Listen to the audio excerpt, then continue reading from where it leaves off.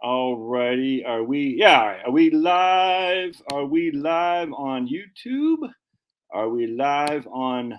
Looks like we're. So I see James says he's looking forward to hear Dr. Alan Einstein talk about his granddad Albert. That's Right my on. buddy Jim. Oh, you know him? Yeah. Okay, cool. Right on, man. Oh, sweet. Hey, right on, man. Right on. Yeah, we're gonna be talking about Albert Einstein. I got Alan. You got dogs. It seems like when you were doing a video, I heard some dogs in the background. I hope they don't bother you. Yeah, you're good, man. Yeah, I got a couple. Yeah, I got dogs, and they like making themselves known when there's neighbors around. So I'm looking on Rumble here, real. Yeah, sweet. All right, cool. Looks like we're a lot. Hold on a second. Hey, we got Kevin from Lakeland. Finn, pipe down. Hold on just a second, Alan.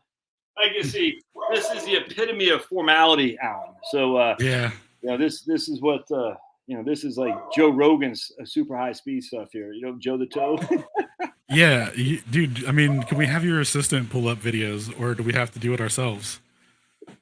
My assistant is this guy right here, Pablo. That's one assistant, and my other one is Finnegan, yapping out the front door. But it's all good. There we go. He's keeping watch. Yeah, right on, right on. All right, so all right. Looks like we're good on Rumble. All right, anyone there yet? I got to hit refresh. Hold on just a second. And I'm not sure how many people are gonna get on here, just because my channel really isn't geared towards is more geared towards financial planning. However, I will say, Alan, the one thing. All right, Pablo, stay tight. After the, let's call it the Charlie Victor, if you know what I'm saying, of 2020, there's no excuse anymore to be ignorant of the science just because it's the science. You know what I'm saying? Being ignorant of the science could potentially be a death blow. And I was always pre 2020 anti V, if you know what I'm saying. I wasn't an Hmm. anti V. I was always like, when I had 4 kids, and I have 4 kids, and they all have allergies in some regard, and I say, has there done any research on the various V's that they give to childhood? And I'm 52, and there's a hell of a lot more they're giving now to children than they Yeah. used to. I said, has there ever been any research on any of this to make sure these are safe when you factor in MMR, DPT, all this crap? And there hasn't been any. And the vitriol I would get from people saying, how dare you? How dare Dude. you? It's proven. It was insane. I was like, what? And I knew I was onto something, because that same vitriol was leveled at us anti-climate changers back in the aughts, when they had Yeah. Phil Stone and Phil, no, not Phil Stone. I'm drawing blank. Phil, I can't remember his name, but the Hide the Decline over at the East Anglia Climate Research Unit, and Michael Mann at Penn State University, and all these guys hide the decline. And you know for a fact, if there's so much vitriol towards you, they're wrong. There's something going on there. Like I say, you're only taking flack if you're the target. So when COVID came around, Yeah. I was already well prepared for that. Lo and behold, also I started coming across other things on other aspects of the science, and the one that's really got a bee in my bonnet lately, the past year or so, is Einstein. And so I've loaded up on all kinds of books on Einstein, questioning Einstein.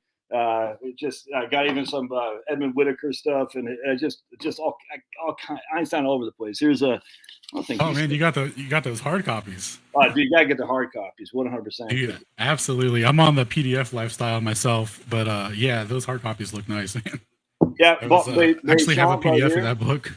Yep, I got that book too, Béchamp versus Pasteur, and it's just it's not enough time in the day to read all this stuff. But the thing that's Yeah. interesting is I went to an estate sale, and I came across this book, which is The Drama of Albert Einstein from Antonina Valentine, and I just want to share with you a couple things, and then we'll get into your thing, because I think this is. I tell you again, the hard copy. This is an Einstein fanboy. Hold on, just a second. Yeah, you're good, man. So I'm this is an Einstein fanboy, and I said, this is interesting. So I just want to share with you one thing here that you'll get a kick out of, because I had, this has got me set up, because I said, man, you got to go to books and start buying all the old books, but it's not cheap, man. So I want to share with you right here, 47 and 48. There is a mysterious factor in the blaze of Einstein's glory that is not explained purely by scientific achievement. All right, enough. Stop. I mean, I have other people in this house. They could handle it down too, if you know what I'm saying. There was a I mysterious do. factor in the blaze of Einstein's glory that was not explained purely by scientific achievement. It was as though a troubled age was looking for some firm article of faith to support it. To the pride which was taken in the peaceful exploit of one man, meaning the world regretted the waste of human genius and the bloodshed of World War One. Do they want to replace in their future their soldier heroes with heroes of the world of thought? It just goes. It's like and she loves Einstein. She interviews Einstein's second wife, of which Einstein was a scumbag towards. And it's interesting as hell. I'm like, but no one sits there and says, why was the sudden impact of Einstein put upon us in 1919? And it's weird. So I came across your video because I was sitting there saying Einstein just came. He was freaking a tutor to these little wayward kids while he's supposedly writing articles in the most prestigious physics journal in Germany. And no one wanted to touch him with the 10-foot pole. His professors didn't like him. No one liked him. And then he went from 1901 to 1902. He went to the Swiss patent office. No one knew who Einstein was. Yeah, he's still promoting, writing these articles in the most prestigious German science magazine of the time. Like, this doesn't make any sense. And then out of nowhere, some Polish freaking physicist who happens to know Max Born, what's his name, Born, it says this is the next Copernicus. I'm like, this doesn't make sense. So I come across your stuff about Eddington because I knew the Eddington stuff was not legit, but I didn't go, never really went in deep as you did. I was like, what the hell? Like, why? And I want to give you the platform here in just a second. But he went from a guy who was not very famous, not very well known, wasn't very well liked, wasn't respected. He could not get a job as a physicist, and they're going to say it's because his belonged to a certain Abrahamic religion. No validation for that. All of a sudden, out of nowhere, though, he's working as just basically tutoring these two wayward kids in Switzerland. He goes to work for the Swiss patent office, and then Max Born, of all people, Born, not playing, Max Born, I'm sure it was Born, says, man, we got to promote Einstein because some Polish scientist says he's the next Copernicus. I'm like, what? And then no one ever heard of Einstein in 1905, special relativity. And then slowly but surely, no one hears about it, but Born takes him by. And then I think he introduced Max Planck. I can't remember the whole thing, but it's been a couple of weeks since most I read that book. And then all of a sudden, still he's a no name. And then 1919 comes along, and all of a sudden, after one day, he's like the most famous guy in the history of mankind. It's crazy. So that's why I came across your video on space audits about the making math reality. I just said, man, this is incredible. So anyway, take it from there. If you don't mind me asking real quick, how did you come across it? Just searching on YouTube and it actually came up? No, I think either I was on Owen Benjamin's Telegram, maybe Jaren's, and I think I posted a couple of things in my anti-Einstein diatribes, and I think you posted. You said, hey, I just did a video on this. And I said, all right, I'll check it out. And I said, oh man, because let me just show everybody this this video. Like, I mean, it's stock chock full barrel. What do they call it? Chock full barrel? Chock. Yeah, it's got a lot of gravy in it, as they say. Dude, totally. I just want to show everybody this. And the reason Alan is, folks, is not showing his face because he anytime you challenge orthodoxy, you could lose business, if that makes sense. So we want to respect people's privacy because we don't want anyone being, oh my goodness, Alan doesn't like Einstein. That must mean he's up to no good or something like that. You just don't know in this day and age. So I want to show everybody, Alan, then I'll promise I'll shut up here just a second. So this, my friends, this is a great. Pablo, not a fan of this topic. Right on, Jules. This right here, look at this. This is nuts. All timestamps, everything. This Keating experiment, the clown show, that's a Keating experiment. I didn't even know about PHUN, Rector, and Snyder. This was fantastic. I'm hoping you go in that a little bit. Redshifts, before the call, we briefly were talking about redshifts. The men who gave the go-ahead. Wait, am I showing that? Yeah, and I'll put a link. Actually, I'll just link to it right now. All right, so Alan, take it away, man. What says you? And we just go into whatever you want to talk about. I'm cool. All right, so I'll go ahead and screen share here in a sec. But first of all, I wanted to say I watched a couple of your videos on your insights into the subject, and I wanted to say I was really impressed with your pattern recognition, because the way that you dissected that there was something else going on. It was very clear, coherent, and concise to follow the logic in your video.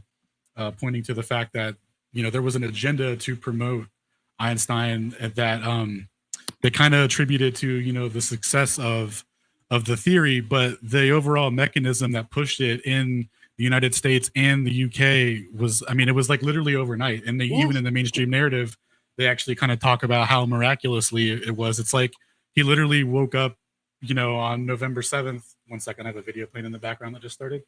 Yeah, he woke up, you know, November 7th, a rock star, basically, on the foundation, and that his theory had been confirmed, and it was now going to be the new catalyst of how they were going to, the new lens for how they were going to view physics and cosmology, basically.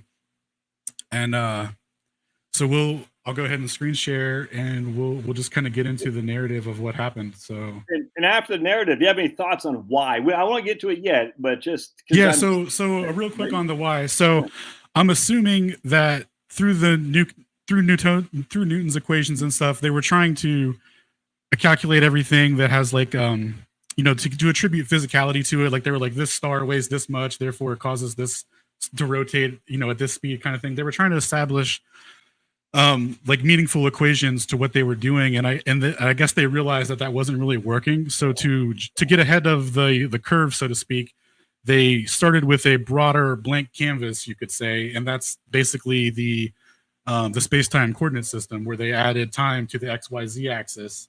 And with that, they kind of have a blank slate where they can just use physically meaningless things to attribute you know, that to physical phenomenon, and that's what they've done. And by doing that, they've inadvertently imposed, you know, certain things that have to be true and have to work out in the physical world for their equations to have physical meaning. So if you ask somebody, hey, if you ask the average person, hey, what's space time?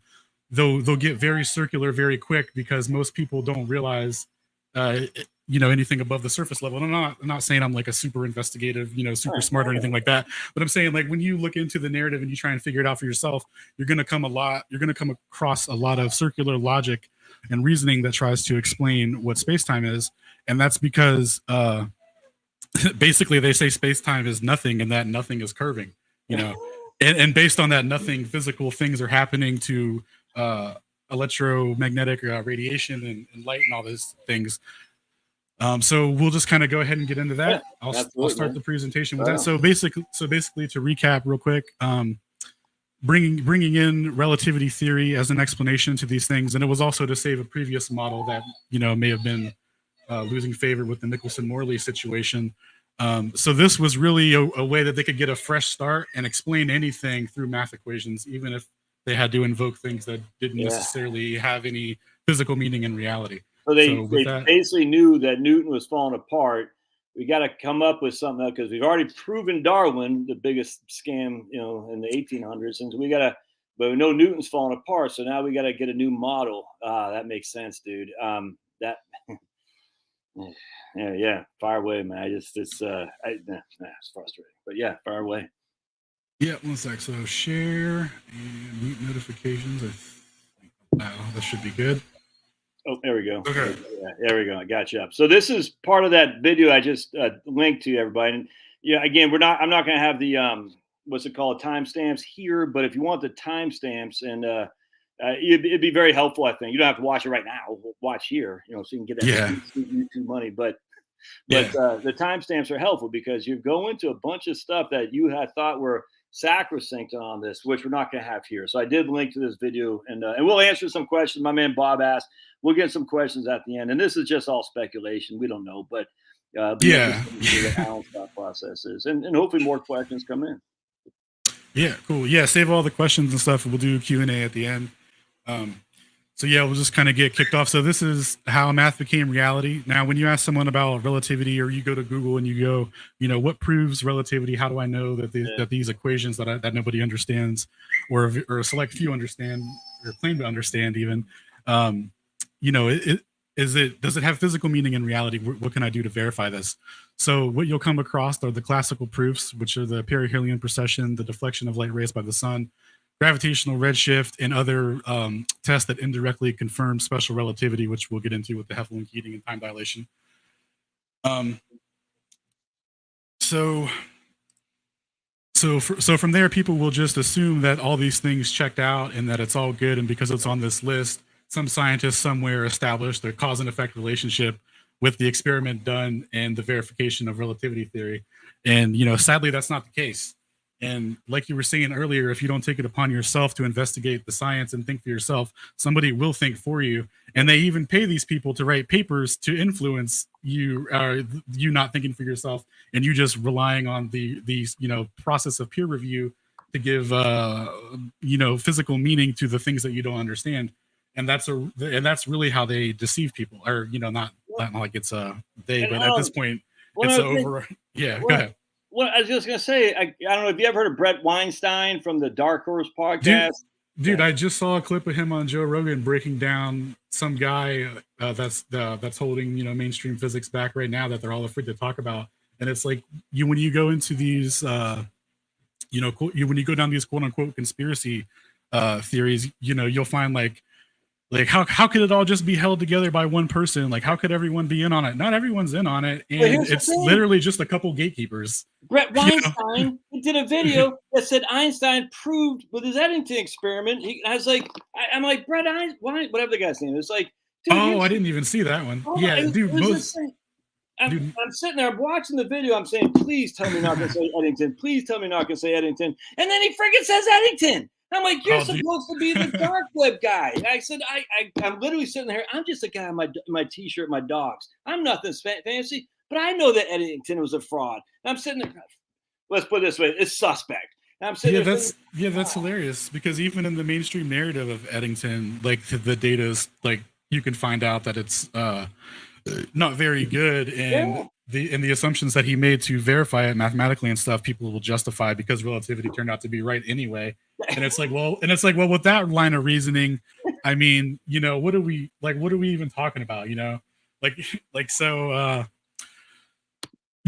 don't realize how giving away that amount of their ability to discern for themselves, just giving that away opens the door for them to say, well, it also proves this and this and this, even though it didn't. And what we're going to find out through this presentation is that a lot of these experiments didn't turn out the way they thought they would, and or they gave a null result, and they came up with interpretations based on the assumption that relativity theory or special relativity and general relativity are true. Therefore, there must be some effect within that, such as time must be slowing down. And it's like okay, dude. Like even though no one's ever experienced time slowing down or anything like that, but they go ahead and give us these concepts, and then like through media and movies and science fiction and stuff, we see these concepts portrayed on the TV, and we're like, oh yeah, that's cool, and then like and it's like it's just in our heads. It's kind of like a given. So when you tell someone that these experiments don't prove relativity and maybe you should take a second look at it, they're just already turned off on it, because like the new Star Wars just came out, and if relativity is not true, then like how am I going to get the Tatooine? So like that's the kind of thought process that you have as like a fan of that. That's a better way to consider, like they're fans of general relativity, you know what I mean, instead of like people who have tried to understand it with without just assuming that its baseline is true. Yeah, well, march on forward, man. 100%. I'll try my best not to interrupt, but yeah, just All right. Yeah. So to get into some quick prerequisite information here, a lot of these measurements that they talk about when they deal with celestial phenomenon, they measure it in arc seconds, arc minutes, and things like that. So we'll just quickly get into that. So if you take 1 degree and 2 degrees, the distance in between them, if you divide that into 60 seconds, each one of those can be considered an arc minute. So there's 60 minutes in an hour. So 1 degree, difference would be 1 hour. And then in between that would be 60 minutes. And then if you break the minutes into seconds, there's 60 seconds in a minute. So you get 1/3600th of a degree. So that's the kind of measurements that they're talking about when they're doing this stuff. And then some prerequisite information on how they do the math. This is an introduction to metrics and curvature tensors. So what they do, what a tensor metric can be used for is, say you're an engineer and you have an I-beam and you want to know how much how much stress a particular part of the I-beam is going to be experiencing, right? You can make a coordinate system, an XYZ axis coordinate system matrix to define, any point in that beam, and then any pressure exerted on it in any direction. You can go from there and figure out, how much force is going to be applied at any particular part in the beam. So it is like a useful thing, and you can do real meaningful things with it. Now, but what they've done with space-time is it's unverifiable, and they've just taken that concept and just broadly, abstractly applied it to the sky with a blank slate, basically. You know what I'm saying? So instead of an I-beam, they just said, here's a big vacuum expanding universe. What can we do with this? And the answer is anything, really. So that's kind of how that's like the TLDR on how that kind of works. So the primary one that they like to use is the Schwarzschild metric and the Kerr metric. And these two in particular also pertain to black holes, especially the Kerr metric, because that's how they reified their gravitational wave detections with LIGO, which we'll get into towards the end. And basically, these are just how they describe space-time and curvature, and how gravitational fields affects the coordinate system. So when they talk about bending and warping a space-time, what they actually mean is that their coordinate system is expanding or contracting due to the mass of an object. Does that make sense so far? Absolutely. Yeah. I mean, for the most part, yes. But yeah, it's kind of a broad overview, but if you get I'm trying to keep it short for the absolutely. for the audience. Yep. Okay, so and then the next thing, primarily the thing that astronomers do, 95% of what astronomers do is they look at light, and they just make broad, speculations on what could be happening to the light. You know what I mean? So like what they do is they do spectrographs readings. So when they talk about red shift and blue shift, this is how they get this. They have a telescope. They look at starlight. The starlight comes through the telescope, hits a prism, and then that prism on the other side of it is a photograph plate, and that burns the image in, and they go through and they get this. Now back in the day, they had the black and white situation going on, so they would color it in themselves and then figure it out that way or whatever. But that's basically what they're doing. So they're looking for, is the light more red shifted or is it more blue shifted? And from that, they apply the Doppler effect to it. So they say, if it's red shifted, that means it's moving away from you. If it's blue shifted, it's moving towards you, similar to. Actually, go over that. If that's in my opinion, that's critical. If it's red shift, it's moving away from you. If it's blue shift, it's moving towards you. Mm-hmm. Yeah. Go ahead. Yeah, so similar to the Doppler effect, when a train's coming towards you, you get a low pitch, and when it's leaving, you're, going away from you, you get the high pitch. So that's kind of what they've applied to that. But see, in the Doppler effect, air is acting as the mechanism that facilitates the energy transfer for the sound wave to change, right? So that you hear that, so that you get that pitch, right? So keep in mind that you need a medium to interact with to have the energy exchange, right? So, and we'll get into the implications of that as we get into the Eddington stuff. That's interesting. That's yeah. So just keep that in mind. Yep. Now, so for the Eddington observations, now this guy named I forget his name, but it was something Laverne or LeBurn, I forget, Urbain Laverne, I think, was making these observations of Mercury, and he came up with a system saying that Mercury had a perihelion precession in its orbit, and it was kind of like wobbling, or the axis of its orbit was wobbling at like a really at like fractions of an arc second, like way smaller than what even we're talking about in this range. And then so if you add all those up together, he did like 40 years of observations, and if you project that out to a century, over a century, Mercury will be displaced by like 1.5 degrees according to Urbain's predictions, right? So, and this is a guy talking about celestial observations from the sky. So for those of you who don't have a telescope, never used one, you can kind of get a judge of what the normal range of accuracy that you can kind of expect to get with when using a telescope. So let's see, this is from Sky and Telescope magazine from a guy named McRobert. So viewed at high power from the bottom of the ocean of air, you're talking about our atmosphere, a star is a living thing. It jumps, quivers, ripples tirelessly, or swells into a ball of steady fuzz. Rare is the night at most sites when any telescope, no matter how large the aperture or perfect its optics, can resolve a detail finer than 1 arc second. or more typically the ordinary locations, you can only see up to like 2 to 3 arc seconds, right? So this guy was keeping measurements that were well below an arc second. If over a century, it equals like 1.2 seconds of arc, right? So not sure if Mercury even processes, man. Like, this could just be a whole story, because the way that they tell the story is that Newton's failed to explain this with his equations. He was off by 43 arc seconds in his predictions, and the way that they kind of came up with the math to explain that is they added up all the planets, and they said there's like a gravitational tug of war going on, and that's with Mercury in the sun, and that's what's producing the perihelion precession. But they couldn't get it to match the 5600 arc second over a century prediction. So again, the arc seconds, how far Mercury will move over a century? Is that the the elementary? Is that my understanding? Is or what? Yeah. So like if you imagine, I can MS Paint this real quick. This will probably help. Yeah. So.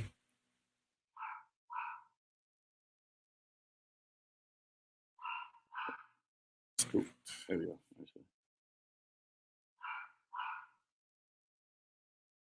No, let's do red for Mercury. So let's say like Mercury's right here, right? Yeah. And every year it's rotating around the sun. So what they said is that, hold on 1 second, zoom in. Select. Shit. 1 second. Okay, so if you take this and you said that this was Mercury orbiting the sun, they're saying over a century it's gonna shift a little bit to, like, you know what I mean? Like that's what they're saying. Like over a century, it'll move. It'll look like it'll be in that position instead. Oh, right. Okay. So yeah, so that's what they're saying with their arc second measurements. So that is literally how they supposedly disproved Newton. Was this saying? I took him out earlier. Hang on 1 second. I'm sorry. What? No. Sorry. Go ahead. I apologize. No, I'm sorry. Was that about your dog? I take him out. Is that what I? Yeah. But that's literally how they disproved Newton, by saying, "Oh, his didn't move as much as we think that." So they said Newton could only come up. So imagine this line right here. Imagine this red line is the difference in arc seconds, right? Between Newton and Einstein's predictions. They said that Newton could only predict. Where was the eraser at? They said that Newton could only get half. Well, I can't even do it because it's a 1 pixel line. Right. But basically, if you divided this in half, that's what they said. Newton could only come up with half of this red line of movement over the course of a century. Over the course of a century, right? So this is their go-to big brain, explanation to the introduction of unveiling Einstein as the and we could never. I mean, no. It was that silly. I mean, I didn't even know it was that silly. It's like, okay, because I listened to your video, so I couldn't quite get the arc thing. So that illustration right there, I'm like, all right, anyway, keep going. That's crazy. Yeah, so that's what they're doing with that. So, and then here's a little diagram of it. So imagine Mercury is going around the sun, and it just kind of tilts a little bit, is what they're saying. So remember, it was down here earlier where the red line was, and then it moved up one. Over the course of 100 years. Over the course of 100 years, right? So, and that's what our science is based on. It's insane, dude. And they threw Newton out over that, So completely abandoned your boy, Shout out to Newton. He gave it a good try. Right, good on you, Isaac. But now we're moving on. Yeah.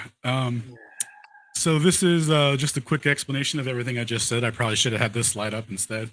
So anyway, this is Laverne's observation, right? Alleged observation, 5,600 arc seconds per century from his 40-year endeavor.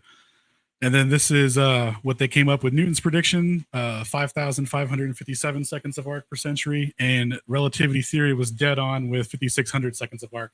And actually, I didn't know about this until after the presentation, but apparently he resubmitted his equations like 2 or 3 times because they were like off a little bit or something. And then he finally, on that last one, they were like, nah, this is the one, dude, you're good. So they let him come through on that. And basically his explanation was the curvature of space-time. So you got some extra credit. You're saying some extra credit. Yeah, there. and so the metric they used for that was to come up with this 5,600 seconds of arc. They used the Schwarzschild metric to describe the curvature of space-time. So what they did, so remember how earlier I was talking about the physical meaningfulness of an equation, like does it represent reality, like the stress on an I-beam, like right. like actual weights and stuff. So the way that they calculate came up with that 5,600 precession to get Mercury to do that. What they said was the sun's a stationary, non-rotating, has no charge, and that's what it is. And just based on its mass alone, that curves space-time in such a way that Mercury, which is calculated as having no mass, basically calculated as a photon, as they say, and it's traveling in a straight line. But a geodesic is what they call it. It's traveling in a straight line, a uniform straight line towards the sun. But the sun is curving space-time due to its mass, and that's all described in this equation, right? And they draw the relationship between the center of the sun, the top of the sun, to the center of Mercury, and the top of Mercury to get their angles. Like that's how they describe it all in this. This is what all this jibber jabber means, right? And they said Mercury has no mass. Right. So yeah, so that's to make the equation work. Mercury has no mass. Essentially, Mercury has no mass, and the sun, which even in the heliocentric model, they say that the sun's a little oblate as well. The poles are a little flat at the top because of the rotation of the sun. Obviously, it has a charge to it, but all these things like mass, energy, charge. Mass, energy. Forget mass, charge, and rotation and things like that. In the calculations would affect the curvature of space-time. So really, they kind of tailor specific solved the quote-unquote perihelion precession of Mercury using this equation. And there's even some further contention about how Einstein added some stuff to the metric to get that. But I'm not versed enough to go down that road and hinge everything on that. But yeah, there's like when people do other in-depth mathematical analysis of these things, like you can find all kinds of violations and mathematical contradictions, because in the same way we communicate with logic and go down a logical process, they have the same thing for math, where it's like you can't make contradictions in the math. And when you examine it on that level, people find all kinds of things. Primarily one that I like to reference is Stephen J. Crothers, who does some amazing work on it, but we can come back to that later. I don't want to detract too hard on the math of it, but yeah, so they've come up with this way of describing a non-moving mass and how that affects the curvature of space-time.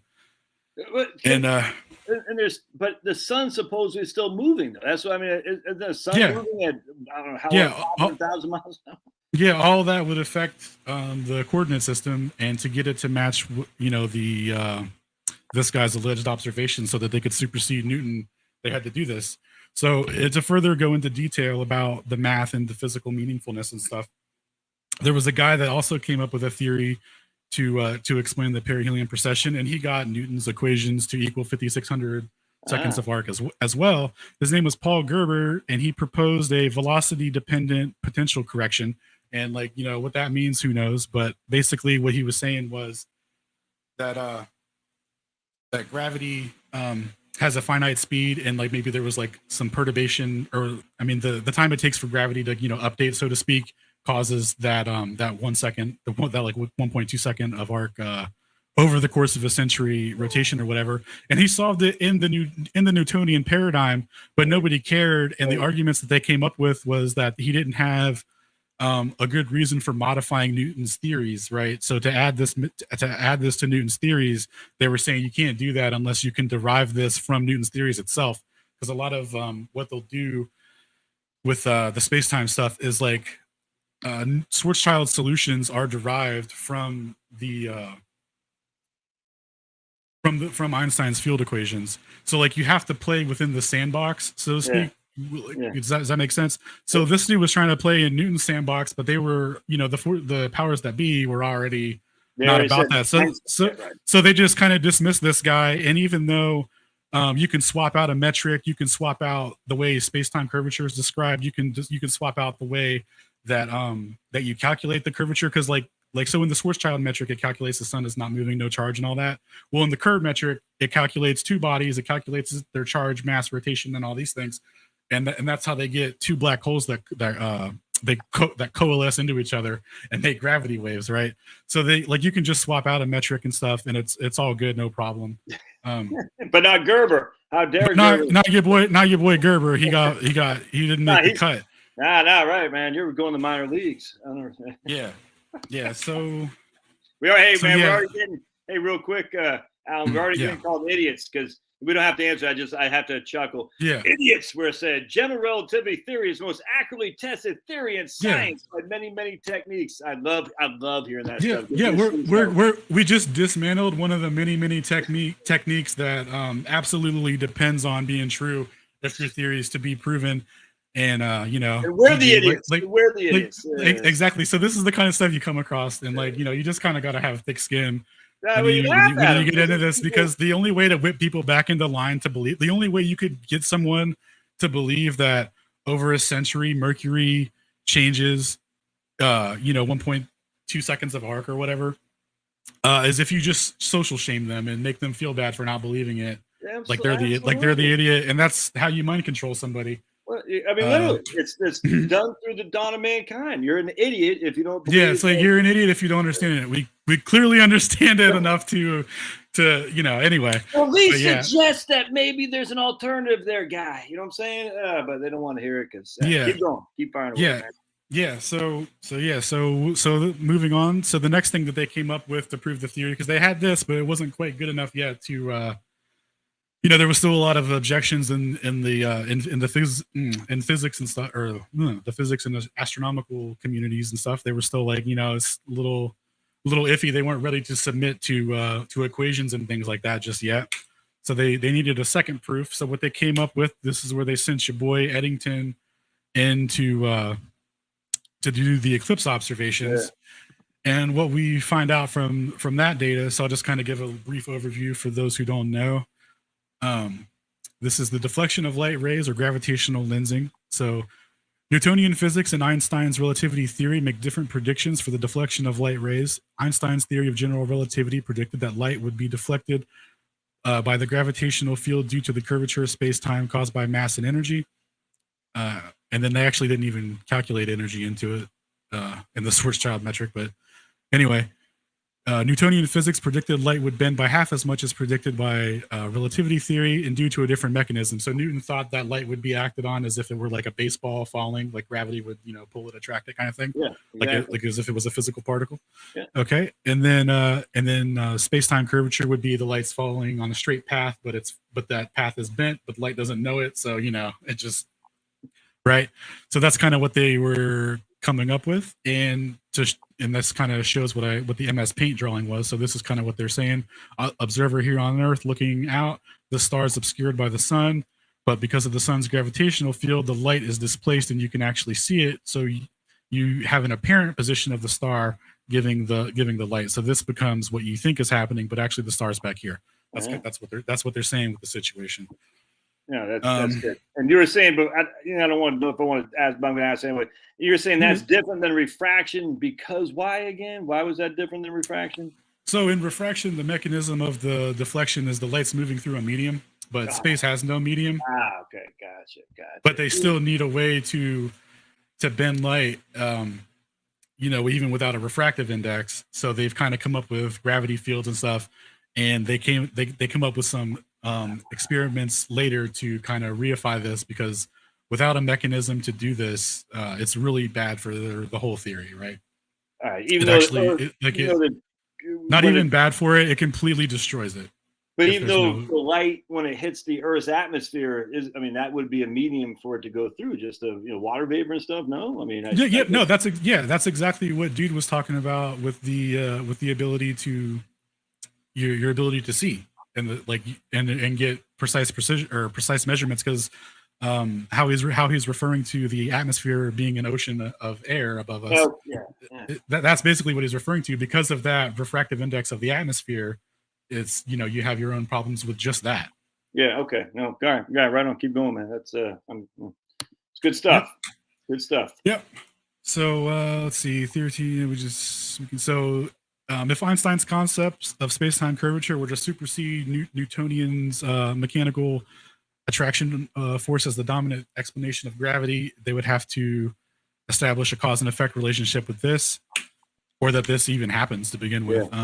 So anyway, this is our boy Arthur Eddington, former military intelligence, who came across Einstein's theory, and before anyone else really adopted it, he's known as like the big first adopter, the guy who promoted it, the guy who pushed it forward, the guy who believed in it the most hardest, and he was rewarded for his efforts because they actually he was knighted.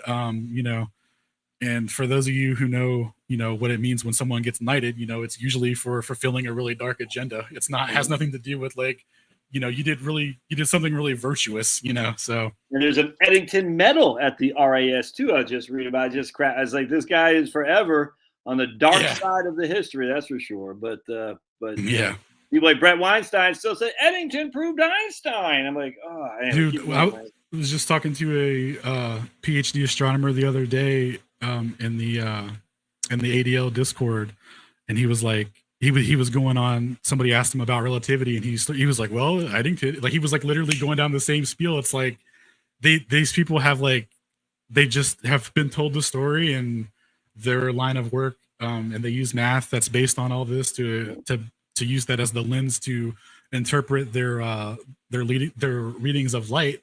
So they don't even like, none of them would even ever look into this in any meaningful way, really. You know what I mean? So yeah, they'll literally just retell the story as if they were there. Like, you know what I mean? Like what happened? You mean my buddy Eddington? Yeah, dude. We like they know the guy. So it's just like what happened in 2020 with Fauci. Yeah. All these guys. Yeah. It's the same flipping thing. It's like keep going, man, because I'll go nuts. Yeah.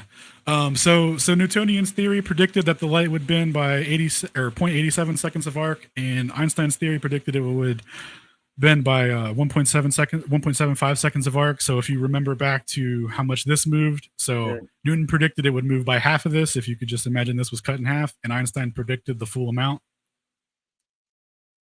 And then so he went on May 7th, or I'm getting the dates confused. It was May 29, I think, 1919. He goes out for his eclipse observation. He goes to an island off the west coast of Africa called Principe, and his boy Cremlin or something like that goes to somewhere in Brazil. I forget where exactly, but he goes to Brazil. They both take observations.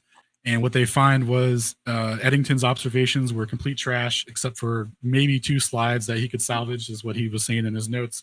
And they completely dismissed the Cromlin expedition based on the fact that there was just too many variables and blah blah blah. They don't even bring up those plates, right? So like, forget about all that.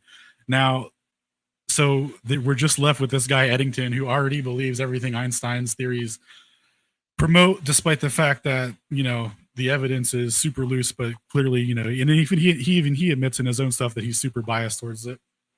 So here's some diagrams of what they tried to reproduce from the photograph plates. This isn't from the plates themselves. This is just something somebody drew in a book representing it. And from that, are you going to talk about like how Eddington even said like of the 16, only 2 were legit or something like that? Oh yeah. Sorry, yeah, we can go over the whole thing first. So for the Eddington data, so these are letters from Eddington to people in the Royal Society. So unfavorable weather conditions render almost all the photographs worthless. As time went on from the initial discovery, Eddington's story changes to bolster his conviction in the evidence or lack thereof. Eddington wrote Fowler, it's a RAS guy, in 1919 before returning home from his expedition. June 3, 1919. The cloudy weather upset my plans. I had to treat the measurements in a different way from how I had intended. Consequently, I have not been able to make any preliminary announcements of the results, but one plate I measured gave a result agreeing with Einstein. So he's got one plate, thankfully. Otherwise, it would have been a total waste if it wasn't for that one plate. So out of 32 plates, because that other guy took 16 as well. Out of 32, we got 1 so far. So a couple of days. So yeah, dude, couple of days later, I secured 16 photographs, but of the last 6, only the last 6 was the sky clear enough to show any stars in them. I only got between 3 and 5 images, and As the sky was generally only clear on one part of the plate at a time, the stars secured on the plate are badly distributed. However, one plate has some evidence of deflection in the Einstein sense, but the plate errors have yet to be fully determined. So, almost sounds like he's being objective in there. He's like, shoot, sorry. Yeah, he was being objective until he saw the money that was in the glory that came his way. You know what I'm saying? Yeah. So yeah, and then 2020. This is from later on in his life. As the results from the plate gave a definite displacement in good accordance with Einstein's theory and disagreeing with the Newtonian predictions, although the material was very meager compared to what had been hoped for. The writer, who must be admitted, was not altogether unbiased, believed it convincing. So this is him writing and talking about himself, and he added these parentheses and talked like that's him saying that he's biased towards it. Right. But it all worked out. And then so this is from later on, someone that wrote his autobiography, according to Professor A. Vibert Douglas, 1957, who wrote Eddington's biography. In later years, Eddington, referring to his findings on June 3rd, 1919, as one of the greatest moments in his life. So he went from basically there's nothing there to this is the best thing ever. You know what I'm saying? Exactly. That's pretty much exactly how it went down for him. It's like I said, and then so even the what do they call it? The reference plates that he took, like because they took before and after images of the stars too, so that they can compare. Even those plates didn't work out, and they had to actually use plates that they had, like historical archive plates back at Cambridge. They used, so they didn't even use the same equipment, So like we're transferring two different sets of data from two plates that, like, how are they accounting? Like, I mean, they could account for all that kind of stuff, but it's just like the margin of error now introduced is like, I don't care if you have one plate anymore, right. And you don't even have the original plates to even reference. You have a different material now. So we have to figure out what the error tolerance is going to be on these calculations. Like spoiler alert, I don't think it was that rigorous, like the way that they went through all this stuff. Already biased in favor of proving it. You see what I'm saying? It's like, I mean, it's kind of like the telemetry data, man. It's like, oh, we lost it. Okay. Yeah, exactly. So continuing the timeline, this happened in May, right? The eclipse was in May, and then by November 6th, these guys had a meeting where they were going to unveil the Eddington data and use that as the second confirmation for Einstein's theory, and that was going to be what they were going to use to move forward, pushing the theory as like, hey, if you're not on board with this, like, you're out, basically. Yeah. And so we'll just kind of go over that and some of the notes that were taken from transcripts. Because this is where everything, folks, everything changes on this day. Everything changes from Newtonian physics to Einsteinian physics, which we're still kind of under, but it's starting to fall apart left and right now. Dude, it's starting to fall apart really hard. Yeah. And all these people who call us idiots are going to be looking back and say, I never said that. Yeah, it's all. No, dude, they're going to co-opt the new thing like it was their idea. Like, oh, yeah, I always knew there wasn't a physical mechanism to transfer energy to cause redshift, but like I just didn't want to say it because everyone else was. I was just following orders. Yeah. I was just following orders, guys. I can't stress how important this one day is. So keep going, Alan, because this right here is nuts. Yeah. So I'm glad that you recognize the significance of it, because as we continue on, the very next day is the day that a rock star was born, a supernova exploded, so to speak. And became whatever that becomes after it blows up. So these are the announcements of the eclipse expedition at the meeting of the Royal Society and Royal Astronomical Society. So you guys know when two royal societies get together, something good always happens out of it. Like, it's always a net positive for humanity in the direction of how they want things to go. So that's always good to see that that's a trending thing throughout history that's maintained. So I feel a lot better about that already. So they already know something. They already know in advance that something big's about to happen. You know what I'm saying? Yeah, dude, it'd be a real shame if those. Yeah. Anyway, the controversy of the accuracy of the accuracy and the merit of the data collected. I'm sorry. Let me rephrase.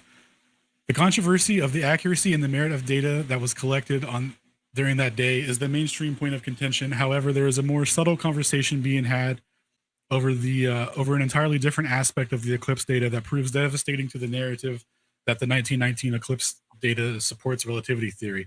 Using the observatory volume 41 or 42, page 398 to 389 to 398. We'll go over what these men got together and discussed in terms of the validity of Eddington's photographs and the interpretations of them. So do you want me to just read over like each slide for this? Because this part's pretty good to see how it all unfolds. Yeah. So quotes from the meeting. Here we go. This is Sir Joseph Thomson, president of the Royal Society. It is difficult for the audience to weigh fully the meaning of the figures that have been put before us, but the Astronomer Royal and Professor Eddington have studied the material carefully, thank God, because if anyone else had did it, it might not have went their way. Carefully, and regarded the evidence as decisively in favor for the larger value of displacement. And remember, the larger value of displacement was Einstein's prediction of 1.75 arc seconds for the displacement of stars due to the gravity field of the sun. And this is further stuff that he said during the meeting. If his theory is right, it takes an entirely new view of gravitation.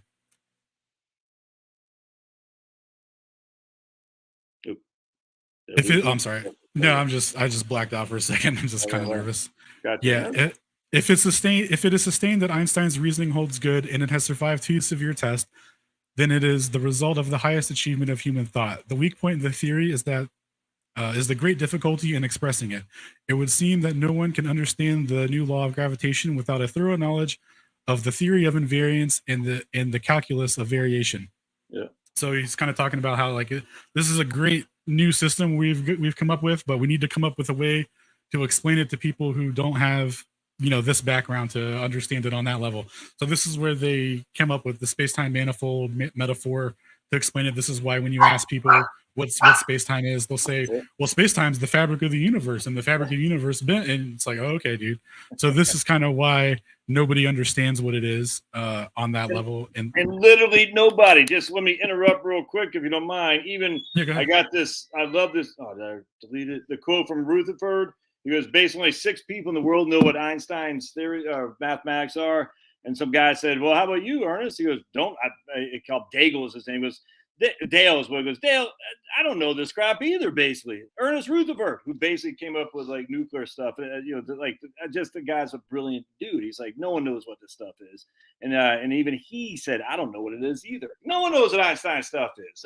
It's nuts. No, everyone has their own low-key interpretation, and then people have their official narrative like the credentialed people that I spoke to have a narrative that they have to adhere to. Right.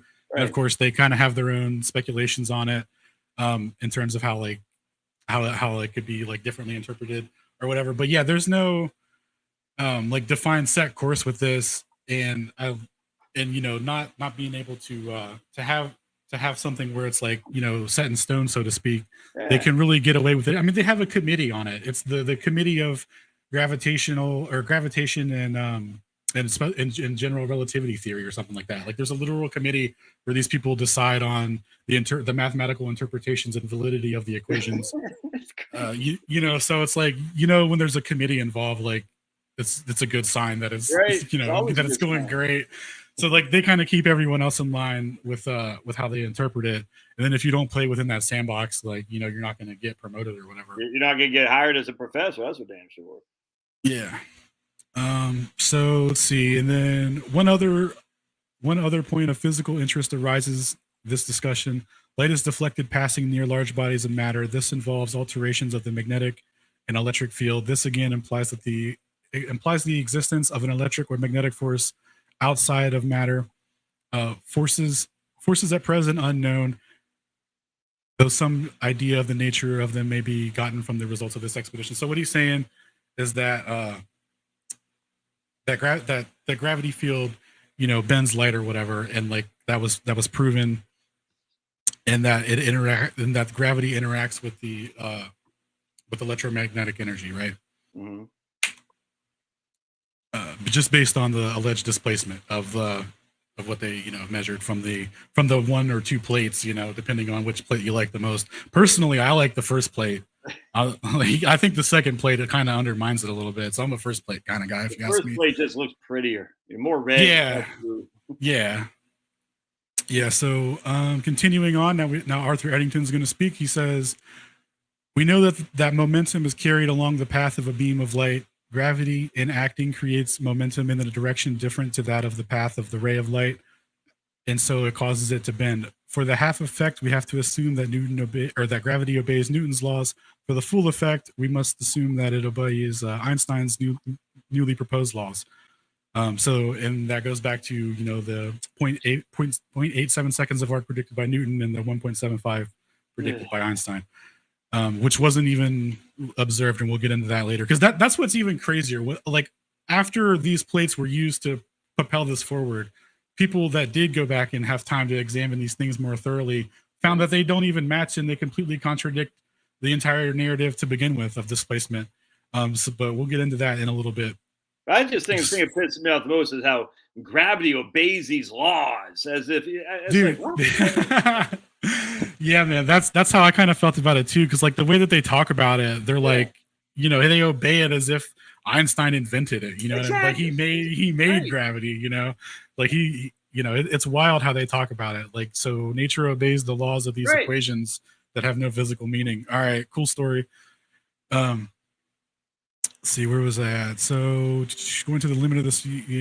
Okay, so he's just basically saying that the equations reify explain the observations. This effect may be taken as proving Einstein's law rather than making it a law rather than his theory. Right. Nice, dude. So yeah, like he's already like he's so invested in this, he's ready to rock and roll on general relativity. And then one further point must be touched upon. Are we to attribute the displacement to the gravitational field and not refracting matter around the sun? The refractive index required to produce the result given of a distance of 15 arc minutes from the sun would be that given by gaseous pressure of 1/60 to 1/200 of an atmosphere. And this is too great of a density considering the depth through which the light would have to pass. So he's just trying to like say that, hey guys, we really need to come together and say like it's not like an atmospheric effect of the sun or anything crazy like that. This is purely gravitational, because they need this real bad, right? To basically make their theory reality, or to give physical meaning to their equations rather. So we got some pictures here. So this is a solar ejection that happened during that day as well. And what we're going to find out the significance of this is only the starlight that passed through this is what was actually detected as having any sort of deflection. Like stars that were outside of this perimeter here, nothing. And that's devastating for the space-time gravitational field, because the sun's gravitational field doesn't stop here. Right. It goes out. Like everything within this proximity should be displaced, right? Only the displacement was right in that small little there was a couple within this area that were, or like near this, like not in this, but like near this, that were displaced. So that's what they'll say, and I'll link a video updating on that, because I just found this out today, and I'm going over the papers on that stuff. But yeah, it's pretty in depth, and it makes a lot of sense because of the way that they had to try and run with this and make it seem like there was displacement over, different, because over a different distribution of stars. But like Eddington was saying, like I just got a bad distribution, so like the stuff over here, he's like, I don't know, like nothing happened, maybe there was a cloud, but this right here, this proves Einstein that gravity obeys his laws. Man, that's crazy. It's like when you visualize it, just like, wait a second, so it got displaced there but not there, and the sun only chooses when to displace things. You know what I'm saying? Dude, well, gravity is real selective, like it chooses to hold down water and stuff, but like a bird or leaves, it lets those blow around. A balloon, so gravity is real finicky like that. You just kind of you gotta go with it, man, because it picks and chooses. Yeah, it obeys something. So continuing on here, we have Frank Watson Dyson, the Astronomer Royal. The day of the eclipse opened cloudy, but later cleared, and the observations were carried out in the utmost success, as if the man was there himself and has firsthand knowledge of what the weather was like. Because according to Eddington, like it's so contradictory, even in their fake narrative where they're going over this presentation. So anyway, the plates were measured at Greenwich immediately after the observers returned. Each plate was measured twice over by Monsieur Davidson and Ferner, and I am satisfied that such faults lie in the results there with the plates themselves and not the measurements. So that's a really cool endorsement that these two dudes got to look at it and verify it. And if there are faults, it's not in the. I mean, you see what I'm saying? It's like if there are faults, this is why there is faults. Well, there shouldn't be. Oh, dude, wait till you see Eddington. Well, you've already seen it, but wait till we get to Eddington's closing argument after he gets banged out by the guy that I'm calling Whitsitt's great grandfather. Right. It's hilarious. So after a careful study of the plates, I am prepared to say that there cannot be any doubt that they confirm Einstein's prediction. A very definite result has been obtained by the light in accordance with Einstein's law of gravitation. Wow. So, based off like 36 plates, guys, we're down to one, maybe two. If you're a 2-plate guy, right? Like I said, I'm a 1-plate. So and just anyway. One experiment too, by the way. Well, 2, but we had 2 experiments. One was nothing, so we had 1 experiment. Yeah, one based on measurements that probably don't exist, and the other one measured on attributing a cause and effect relationship where one clearly wasn't established, which we'll get to in a second. Professor Alfred Fuller, president of the Royal Astronomical Society. The quantity looked for, I may say, is 100 times the probable error of the measurement, which can be made with the large spectrographs now employed for such inquiries. Evershade has also examined the light from the sun away from the Earth by photographing the spectrum of Venus on the further side of the sun. Gravitational displacements, if they exist, should appear at all parts alike, but he finds no such displacement on the other side of the sun. Right there, man. Right. So, and that's so bad for them because if the gravity field was doing that, right, then it would be displaced, and it's not. Yeah. So he says right there, he goes, "It's over here, but not over there." Explain that, there, Big Al. You're a stupid law. Explain it. It can't be explained. Yeah, dude. So it is very desirable that the spectroscopic test should be carefully repeated. So this guy's referencing this what was the guy? Evershade. We'll get into him in a little bit. But yeah, so basically this Evershade guy and his partner St. John, they were doing they were doing observations in tandem with Eddington's observations, where they were using a spectroheliograph to look at the redshift readings and stuff of the sun, and they were trying to establish whether or not the starlight, had any redshift in it due to the curvature of space-time. And they didn't detect any redshift.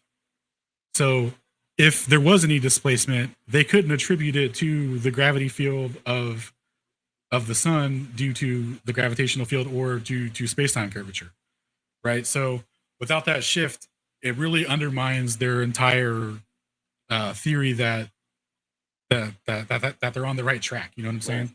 Yeah, absolutely. Does that make sense? Yeah. So continuing on, Professor Frederick Lindemann. As to the theory itself, I confess that the fact that it is always presented from a purely mathematical point of view seems regrettable to a mere physicist. No doubt that the present form is correct and even elegant once one has become familiar with the notion. I cannot believe, however, that a profound physical truth cannot be clothed in simpler language. Yeah. To put the theory in the form of the curvature of space-time manifolds seems to me much simpler than the tensor presentation. So it's kind of going back to what I was talking about, how you can use tensors to figure out how much stress at any particular part of an I-beam, that kind of thing. So he's saying like no one's going to understand that shit. But if you say, well, it's curving, right? Like that's how that's how they went forward with describing their coordinate system that they come up with. So move on. So this is from Professor Hugh Frank Newell. May I add my congratulations to the extraordinary success of the observations. I feel that the Einstein effect holds the day, but I do not yet feel that I can give up my freedom of mind in favor for another interpretation of the effects obtained. If Einstein had not existed or had not predicted a deflection, we might have had a similar experiment to test the presence of an extended atmosphere around the sun, and we could have argued from the results back to the hypothesis. Think for one moment of the fine prominence that was seen on the day of the eclipse. It was followed by evershade for a rotation and a half. Matter was expelled outwards in the course of the in the course of the movement, as we know from the sequence of photographs secured with the spectroheliograph at Cambridge on the day of the eclipse. And yet this matter at a different high levels, and yet this matter at different high levels goes around the sun, not with gravitational velocities, but with the same velocities that hold at the lower levels of the spots. Oh, I didn't even realize that. So he's actually referencing what this guy that I'm going to link later was talking about, how only around that that ejection was there any displacement. And that near other parts of the sun there was nothing. So it is, I know, a cheap criticism to make a qualitative suggestion in opposition of a quantitative result, but I feel I want to keep an open mind for the existence of matter in a field where gravitation and electric forces are acting simultaneously in an unknown relation under conditions which admit the existence of an extended corona. It does not carry much weight with me when it is urged that to explain the deflection of gravity in terms of a refractive index, the medium having a density of 1/200 or 1/40 of that of the terrestrial atmosphere would be needed. For we have to do with a possible extended solar atmosphere at very high effective temperatures, almost certainly in part controlled by electric as well as gravitational conditions existing in it. And who's to say what its refractive properties may be? I prefer to keep an open mind about the interpretation, but I wish in conclusion to add my heartiest congratulations to the Astronomer Royal and the observers on the observational results obtained.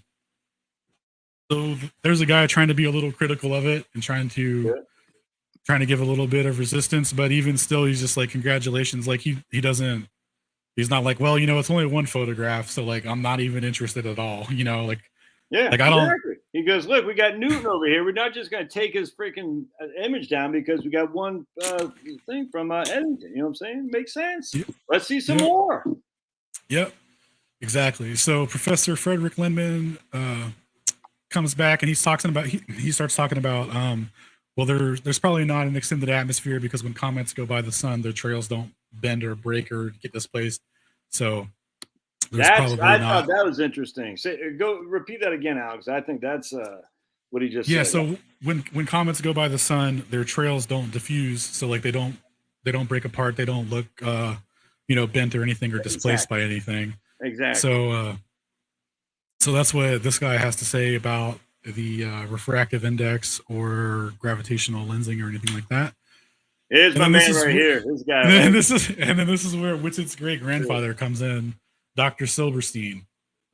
But in spite of what the president said, I believe this result to be essentially an isolated fact. There is a deflection of light rays, but it does not prove Einstein's theory. It cannot logically be deduced from his theory as a gravitational effect in absence of the spectroheliograph results. And as far as we know from St. John's and Evershade's observations, the predicted shift of the spectrum lines and the amount exceeding almost 100 times that of the probable error of the modern spectroscope, as Professor Fowler has just told us, is not obtained.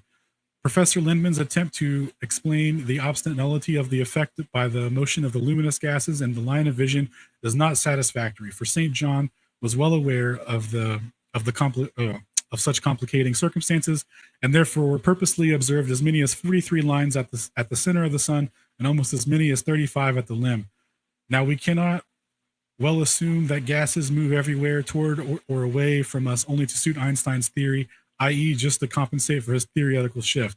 As I have already pointed out, as I have already pointed out on another occasion, if there is no spectral shift, Einstein's coefficient, and this is the metric that he uses to define space-time curvature, this G and then subscript UV, which is entirely responsible for it, must be unity. And if we go back to the differential equations, Einstein's original field equations, we shall see at once that the other coefficients in his well-known approximate solution become unity at the same time. One being, and then he goes over what this means, which I'll cover in a second. He just rattles off some equation and the other part of the equation, so that the element reduces back to this is how they're describing the space-time metric from GUV. And since the equation of motion is always given by this equals 0, not really even sure what that means. We must ultimately we see ultimately that the spectral shift is absent in Einstein's theory. Not only does it not give such refinements of the planetary motion as in a secular motion of the perihelion, but not even in the ordinary Newtonian or Keplerian motion. In short, the orbits of the planets would be straight lines, and the planets would move along them uniformly in spite of the sun's presence. The theory stands or falls on the correctness of the results of Evershade and St. John. It is unscientific to assert for the moment that the deflection in the reality of which I admit is due to gravitation. It is in this sense I declare. Oh man, I'm sorry, I'm getting fucking tripped up. It is in this sense that I declare it a moment ago to be an isolated fact. The discovery made at the Eclipse expedition, beautiful as it is, though it does not, in this circumstance, prove Einstein's theory. We owe it to that great man over there, and then he points at Newton's portrait, according to the transcript, to proceed very carefully in modifying or retouching his laws of gravitation. This is by no means blindly defending conservatism.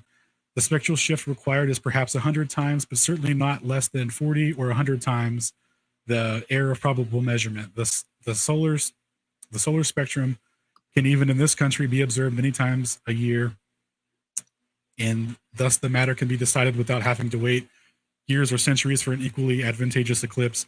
If the shift remains unproven at present, the whole theory collapses, and the phenomenon just observed by the astronomers remains a fact awaiting to be discovered or accounted for in a different way. So that guy right there pretty much banged out the entire, took the wind right out of the sails, because like I was saying, if they were going to establish a cause and effect relationship between the bending of the starlight, they would also need to have a observed redshift, right? Because that's where we get into so-called gravitational redshift, where the gravity. It's got to interrupt you here. We got a guy on here who's got an avatar of maybe his daughter, his girlfriend in a mask, and he's like, he's just going out. He's basically he wants to. Right here.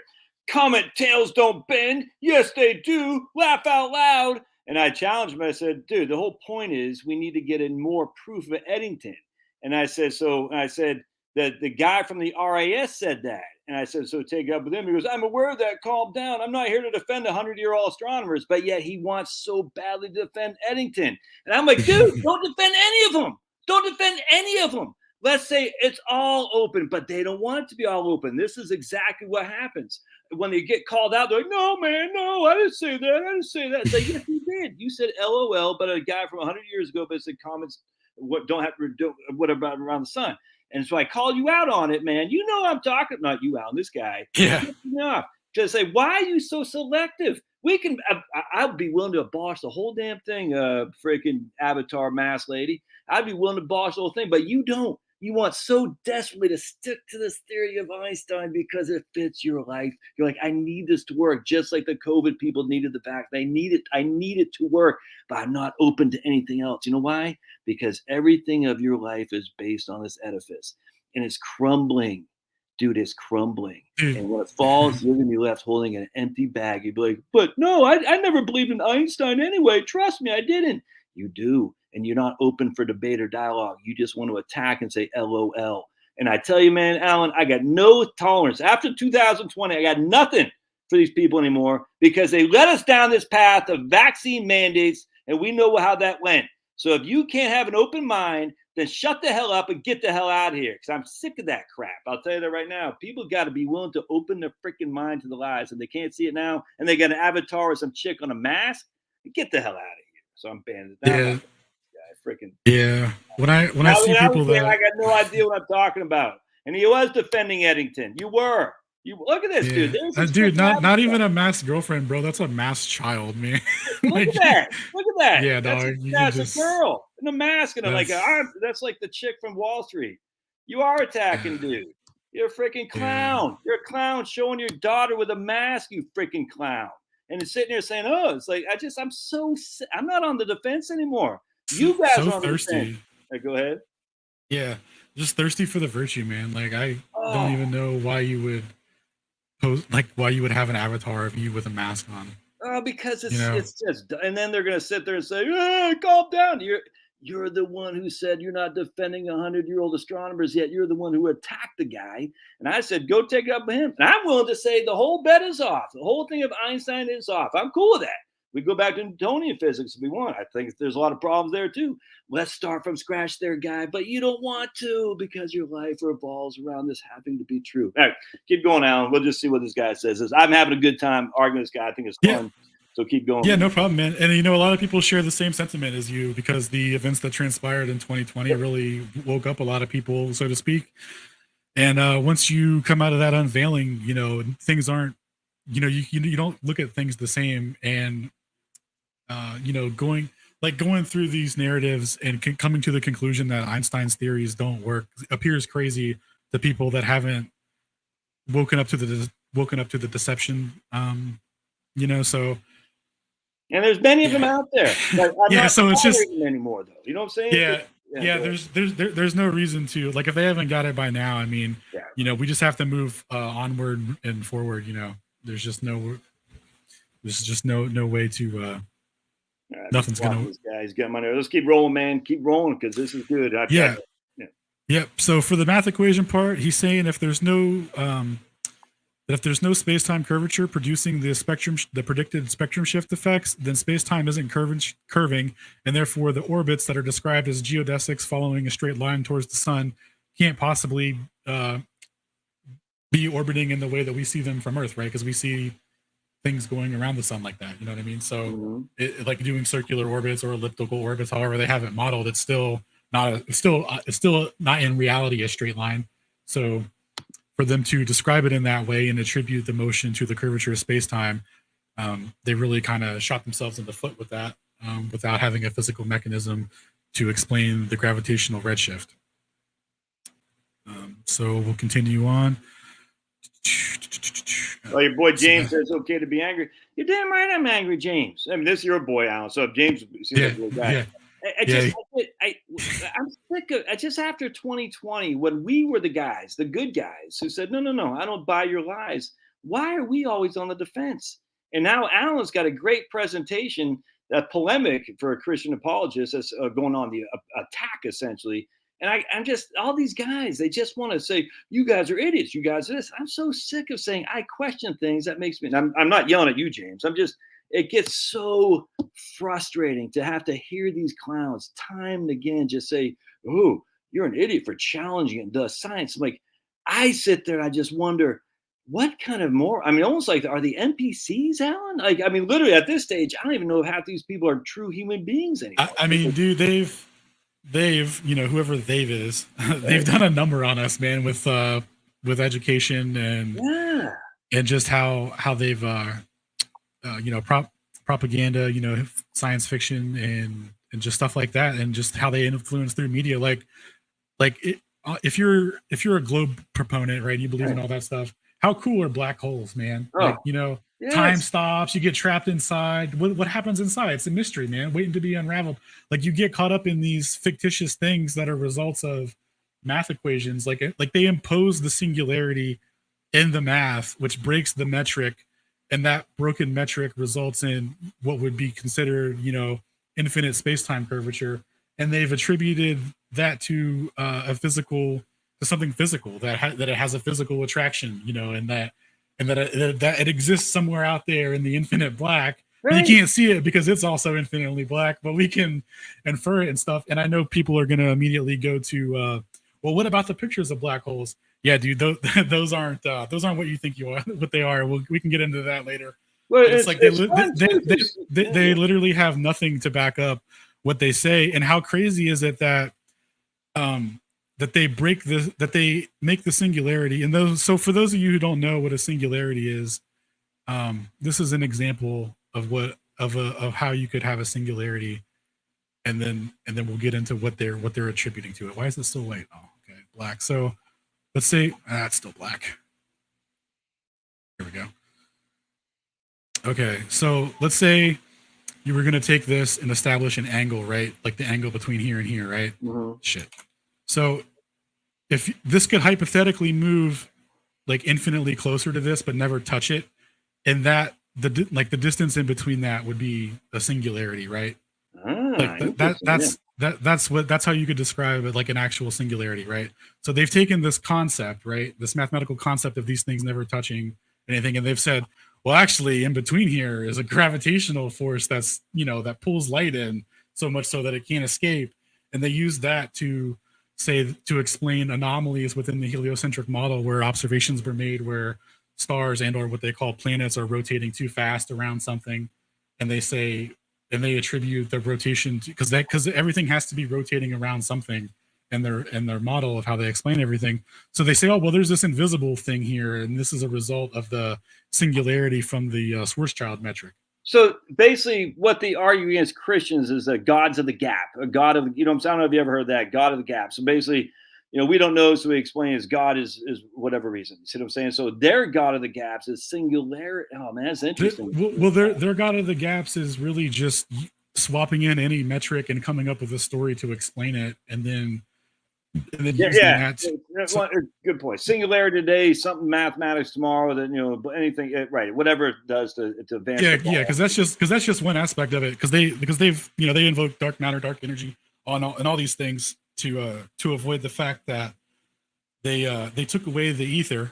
You know, they moved away from an ether concept, and to replace that, they said, you know, there's space-time curvature, and it's like, well, what's that? And then it's like, well, it's, you know, it's nothing really, because space is an empty vacuum. They say.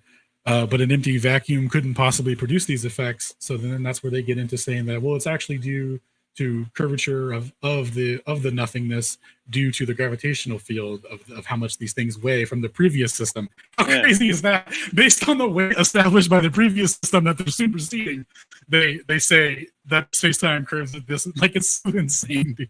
Well, that's what they do with vaccines, man. They say the vaccine is, we test the efficacy against a previously approved vaccine. I mean, literally, that's what they do. There's no placebo, no saline. Right. And I'm like, what? So you're using this previously approved vaccine, which came to market how, and we're going to test a new one on that to validate whether it's safe and effective. And it's the same story here, man. It's crazy. Exactly. And so, but my thing is, why are real quick on the side note? No, you're good. Why, I like talking about it. Yeah, right. So why are some people curious enough to say, I wonder if that what I've been told is wrong, but a lot of other people just aren't. You ever thought about that? Like, I was thinking about this yesterday. It's like, yeah. So have you ever heard of the Asch conformity experiment? What's that? Oh, so basically, it's a psychological experiment that was done. So basically, you take 6 participants who are in on the gig, right? You have a presenter who's also in on it.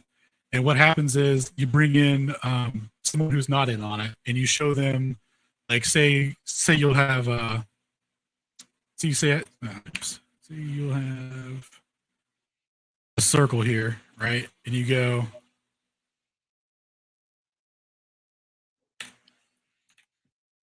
are these 2 circles the same size? And like, yeah, they look the same size. Right. And then, but there'll be like a third circle that's clearly slightly bigger, right? But then everyone that's in on it will say, no, they're all 3 the same, or they're both the same in this case. Right. They'll say they're both the same size, even though this one's clearly bigger. And then so that the person who's not in on it will change their opinion to, to not be socially ostracized or anything like that.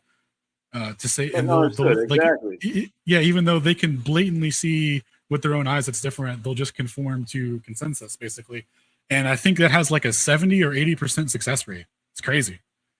And so basically, just the conformity is, hey, whatever it takes to get on.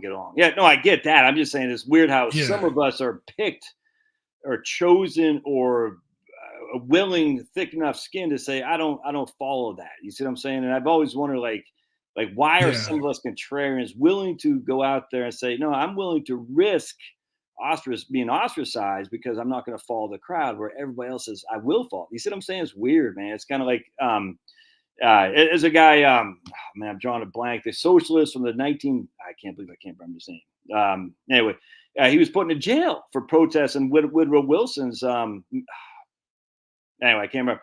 And it's very. He was literally put in jail for protests in World War One. You see what I'm saying? And very few people did that. And yet this guy actually went to jail. Eugene Debs, and I'm not a socialist, but I thought that was very honorable. But now, yeah, he was like one of the only guys that did that. Everyone else said, "Oh, I'll just go along," because it's just. I wonder what the intestinal fortitude it takes to be like a guy like that. You know what I'm saying? Yeah, it's just. Yeah, we just have different a different way of thinking, man, that can't be manipulated in that way. But I still feel like they harness us, whoever they is again, by like giving us things that we can like, try and get the truth, come up with these counter narratives. Because for anyone that's looked into the COVID stuff, I mean, how easy was it to find out that like none of what they're saying is reality? And then it's like none of these newscasters or anything like that seem to be able to produce anything, even though the information's openly available. And so but they make it available to us, and then we construct our narratives around it, and it reinforces the people who believe in everything, because how could we be right? Yeah, so like, we're crazy. Yeah. So even though, it is really fascinating, and they've been at this for a while, and that's how they use both sides of it, and why we get these leaks and documents and things of that nature that go against us. Alan, Elizabeth asked a question: if Einstein's theories of relativity are not correct, would that affect engineering physics? I don't know the answer to that. What engineering is based off of space-time curvature and that? And actually, it's interesting you said that too, because people think E equals mc squared is what leads to basically nuclear reactors and whatnot. And it's Rutherford, not Einstein. It's very interesting. So I would wonder the same thing. How does Einstein's theory of relativity? Remember? Because they keep Newton's theories intact for like so. So like if you want to figure out, like how much stress is going to be on a beam and stuff like that, they basically just calculate the weight of things, right? It has nothing to do with like the explanation they give that it's actually the weight's being attracted to the center of the ball. Like they don't go that far with it. They only account for it in terms of how much it weighs. So like whatever the cause of gravity may be, that's not really the issue. And so for the cosmological scale, this is where we're at. So you say they still allow Newton for the lower end stuff, but the higher end stuff, the stuff that we're dealing with, they still allow mass attracting mass opposed to the cosmology. So when you're building a building or trying to determine, how fast the material can spin before it breaks apart or something, you're not looking at space-time curvature and space-time metrics and stuff. So I would say 0. It's relativity is what special relativity, and that's where we got to look at. That's constant speed of light. I mean, what does that have to do with engineering physics? I would not know. And then general is again what we're talking about here, but which relativity we talk about first and foremost.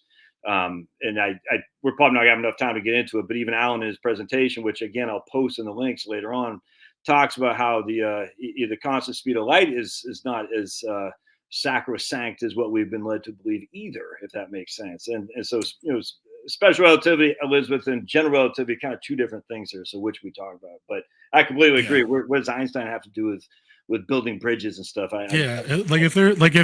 if you were going to engineer a time machine, maybe that would be something you could look into for like time dilation effects or something. But other than that, it's not really.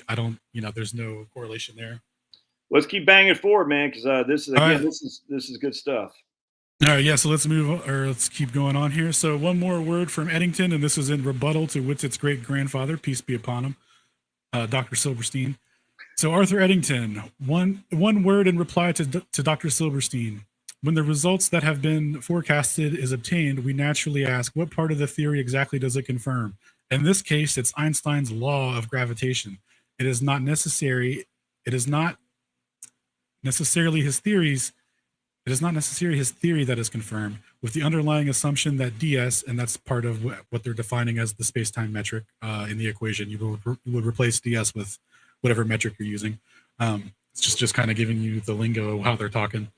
The ds is the quantity measured by clock and or underlying assumption that that the space-time metric is a quantity measurable by clock and scale. There still remains the question of what the intermediary quantity is, which must be tested by the Fraunhofer lines. And that's in regards the Fraunhofer lines is in regards talking to the missing spectral heliograph data that was done by St. John's and Evershed to establish the cause and effect relationship between the bending of light and the displacement of the stars. So what he's trying to argue here is, hey man, we got the displacement. Who's to say what space-time is and how it interacts with light? We got this, and that's good enough for us to use our blank canvas. Yeah. And so that's kind of what I go on about. So back to what Witz's grandfather said about Venus and stuff. They can do these observations throughout the year, and if they don't get any readings, then all these equations are just equations. See, that's what I'm saying. Just what going back, man. Yeah. Just going back to the other guy. I'm like, dude, just because they did it one time, I mean, it's one thing, and you'll go into. What's interesting though is the subsequent observations done to do eclipse observations yielded this, inconsistent results as well. So it's not like, okay, Eddington made some bad ones, but he pressed the theory forward and then it all worked out. And then later people also made observations that actually confirmed it. They all ran into the same problems. They're all inconsistent.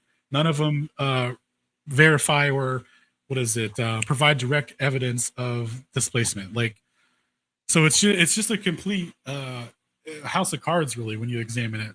I mean, it's one thing if they can use a scientific method, I should say, and validate it time and again. They just can't, and yet people. No, keep going, man. I'll get. Yeah. So November 7th. This is the next day. After the two royal societies got together and told everyone that Einstein was the new Grand Master of the universe. Even though the evidence presented the previous day at the joint eclipse meeting held by the Royal Society and the Royal Astronomical Society was of poor accuracy and presented no accompanying spectrum shift observations to confirm space-time curvature as the physical mechanism to cause the displacement of stars. It was announced by Sir Joseph Thomson, president of the Royal Society, stating that the expedition was a success and Arthur Eddington had proved Einstein's theory of general relativity.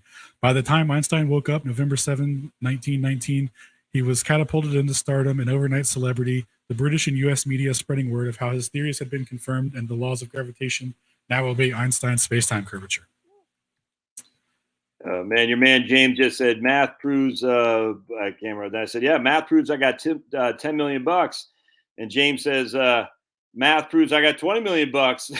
And then Chet says, I'll take $1 million math bucks. Like $1 million math bucks, exactly.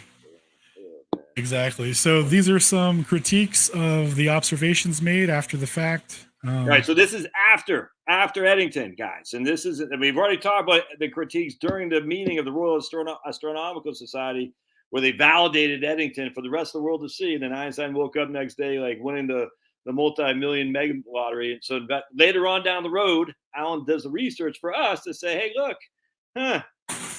odd things are still happening. Keep going, man. Yeah. So we have H. von Kluber in 1960, Vistas in Astronomy. It should be noted that the deflection predicted by Einstein in 1916 was very small, being about 1.7 seconds of arc for a ray of light at the edge of the sun, and inversely proportional to the radial distance of the center of the sun. Since no stars for which the measurements were made during the 1919 eclipse were within 2 solar radii of the center of the largest deflection that would have occurred, within two solar radii of the center, the largest deflection that would have occurred according to the theory would have been less than 0.08 seconds or 0.8 seconds of arc, which for the 343 centimeter focal length telescope used by Eddington would have corresponded to about 0.01 millimeters or 0.00039370008 inches on the photograph plate. So we're talking real fine measurements, real precise measurements. and we're dealing with atmospheric conditions, cloudy conditions, all off of these two plates. And actually, now that what comes to mind, the Cromlin observations actually the part of the reason why they dismissed those, or why Eddington canned those, is that they actually allegedly gave observations in accordance with Newton's predictions of the smaller amount. So and this is stuff that I just found out today from that new thing that I'll talk about at the end. But it's like they didn't even have the evidence to begin with. You know what I mean? It's not even physically. Dowdy? It's not. The Dr. What's Dowdy? The new thing is that Dowdy that I emailed you about? Yeah, dude. Yeah, that thing you showed me was insane. Like, it completely destroys this so bad. And yet Dowdy was, by the way, Dowdy's like the first black guy. Dowdy's just a hero, dude. But you never hear about him with Black Lives Matter. Freaking love that. I mean, the guy. Yeah, dude, I was blown away by that video, and I downloaded all his paper, or not all of them, but I found the papers that he was referencing in that, and I downloaded them to read them later, because absolutely destroyed it. We should play that video at the end, because it's a total body bag for the narrative. If you're gonna go with eclipse data as relevant, and you don't trust some guy who did his own independent research into the matter and directly read the transcripts to you, you can listen to an accredited gentleman who's been through the scientific and academic process to work at NASA certifications and worked at NASA, and is going to turn around and absolutely body bag general relativity. And he's black, so we have to be Black Lives Matter. So he's black too, so that gives him a head up. I mean, you got to trust those guys now, because it's all by diversity. The funny thing about that guy, he actually dealt with the discrimination back in the old days, this guy, and yet he still came along. And that's just, I love those guys, man, who said, all this fake crap now is like, this is all fake. But the guys from the 50s and 60s who came up, like, I think he couldn't even go to like a white school. He had to go to like Harvard or Howard or something. I can't remember. But it's crazy, man. And then they just get thrown by the wayside if they don't go along with the correct corresponding agendas. 100%. And then their status just kind of gets revoked. And we never hear about him. He dies as a I'm not saying homeless guy, but very few people know about Dr. Ed Dowdy, and but we all know Einstein. All right, keep going, man. Yep. So this is Dennis Sima. This is In Einstein, the Man and His Achievements. This is a book that this guy wrote about Einstein and his achievements, alleged achievements. The first attempt to test Einstein's prediction was made by British expeditions led by Sir Arthur Eddington, and at the end of the Great War, at a time when it was considered to be very striking that a group of British astronomers would attempt to test a theory proposed by a German. The result of the tests were claimed as a triumph for Einstein, and his worldwide fame dates from this event. Ironically, enough attempts made at later eclipses suggest that Eddington underestimated the uncertainties inherent in such a difficult observation. And even today, Einstein's predictions have not been tested with the precision one would wish. So remember, we went back from May 1919 all the way to 1967, and Einstein's predictions have not been tested with the precision one would wish. So people have tried, and they've got the same, maybe their photographic plates just weren't good that day. So we have John Maddox here. Comment on Rumble. So I'm just if you see you keep going, I'm just typing everybody.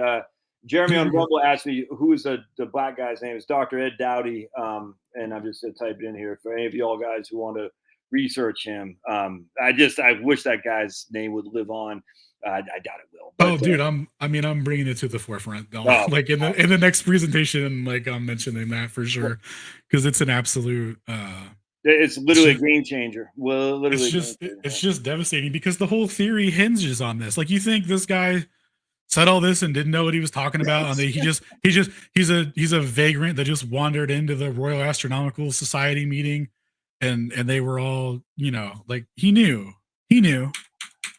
And they knew, but they went with it anyway. So keep going. So anyway, we got John Maddox here, 1995, Nature magazine. And he was actually the editor of Nature magazine too, this John Maddox guy. So historically, the most dramatic proof that Einstein was on the right track with his general theory of relativity came in 1919, when Eddington and his associate Cromlin took themselves to the Western Pacific to track the total eclipse of the sun for that year. They were bent on measuring the predicted deflection of light from the star, light from the distance. They were bent on measuring the predicted deflection of the light from distant stars lying near the limb of the sun. As the world knows, the prediction was confirmed within the limits of accuracy of the observation to general applause. Einstein became a celebrity overnight. Yeah.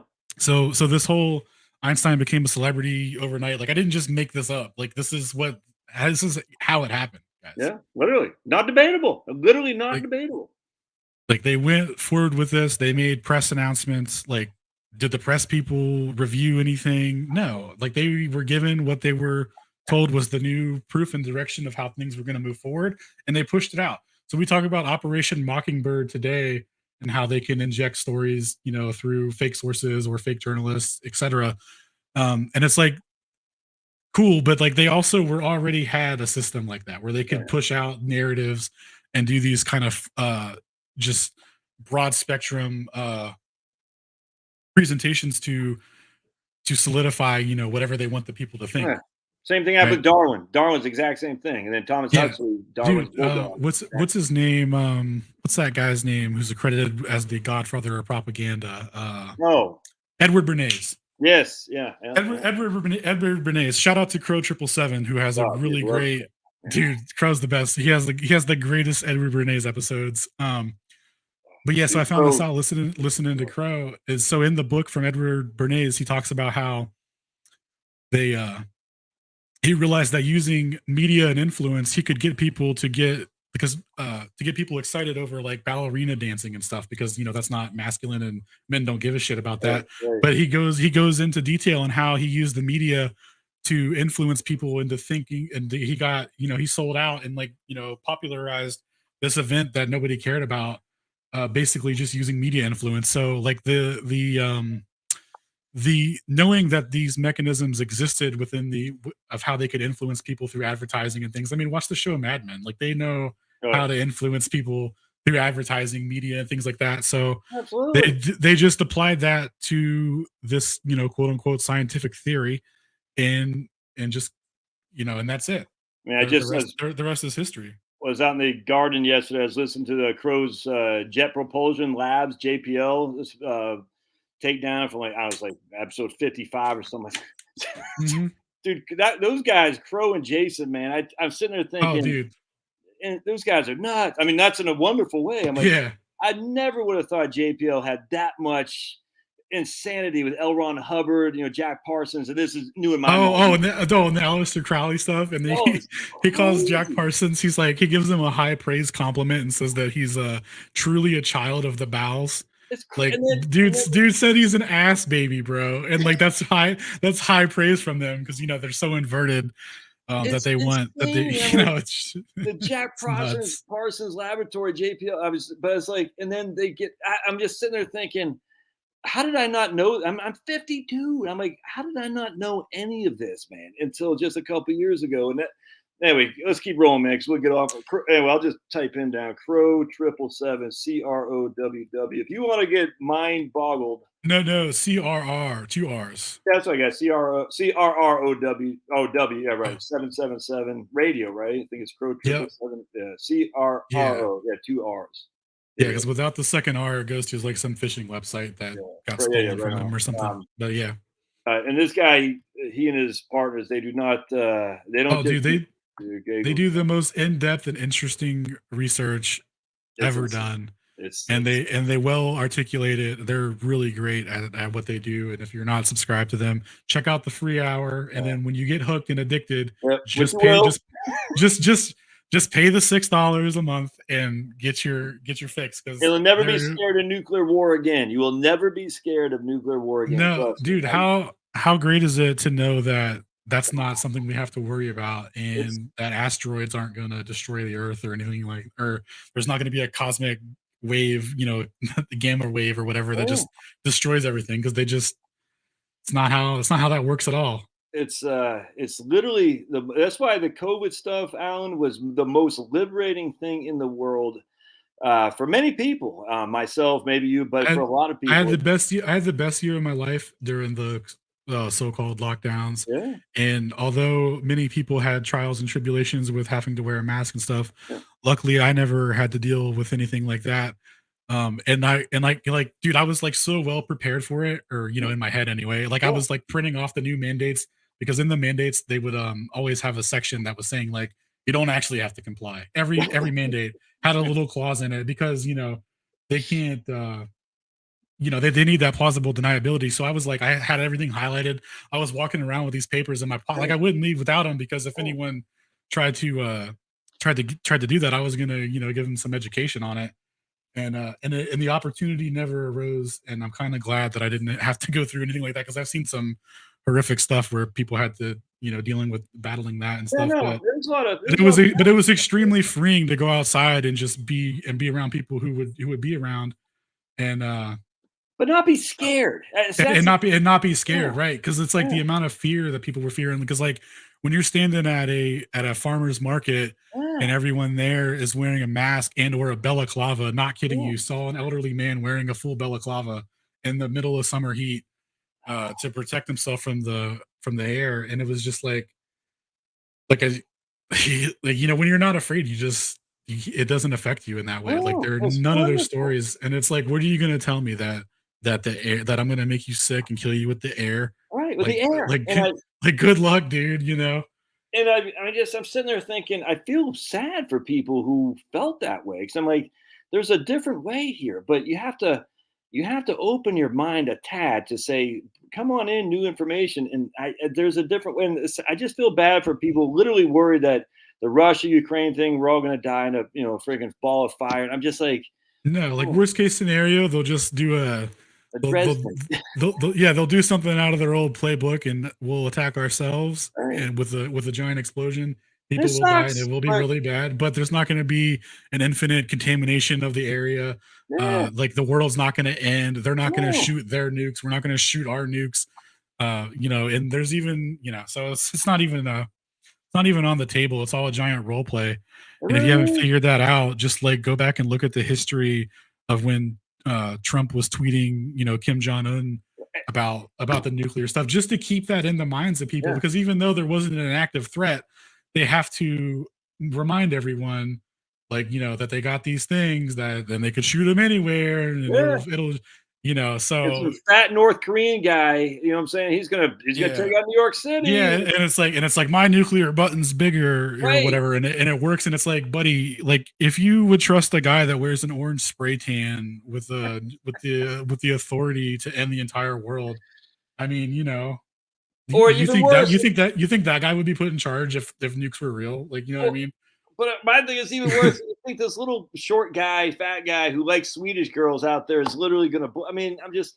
But it's Yeah, even. But my thing is, I'm sitting there thinking, like, once I started seeing this because of the pandemic, maybe go down different rabbit holes. I'm like, life is pretty doggone good, man. I like it, but I've also same, become. I just. I. same.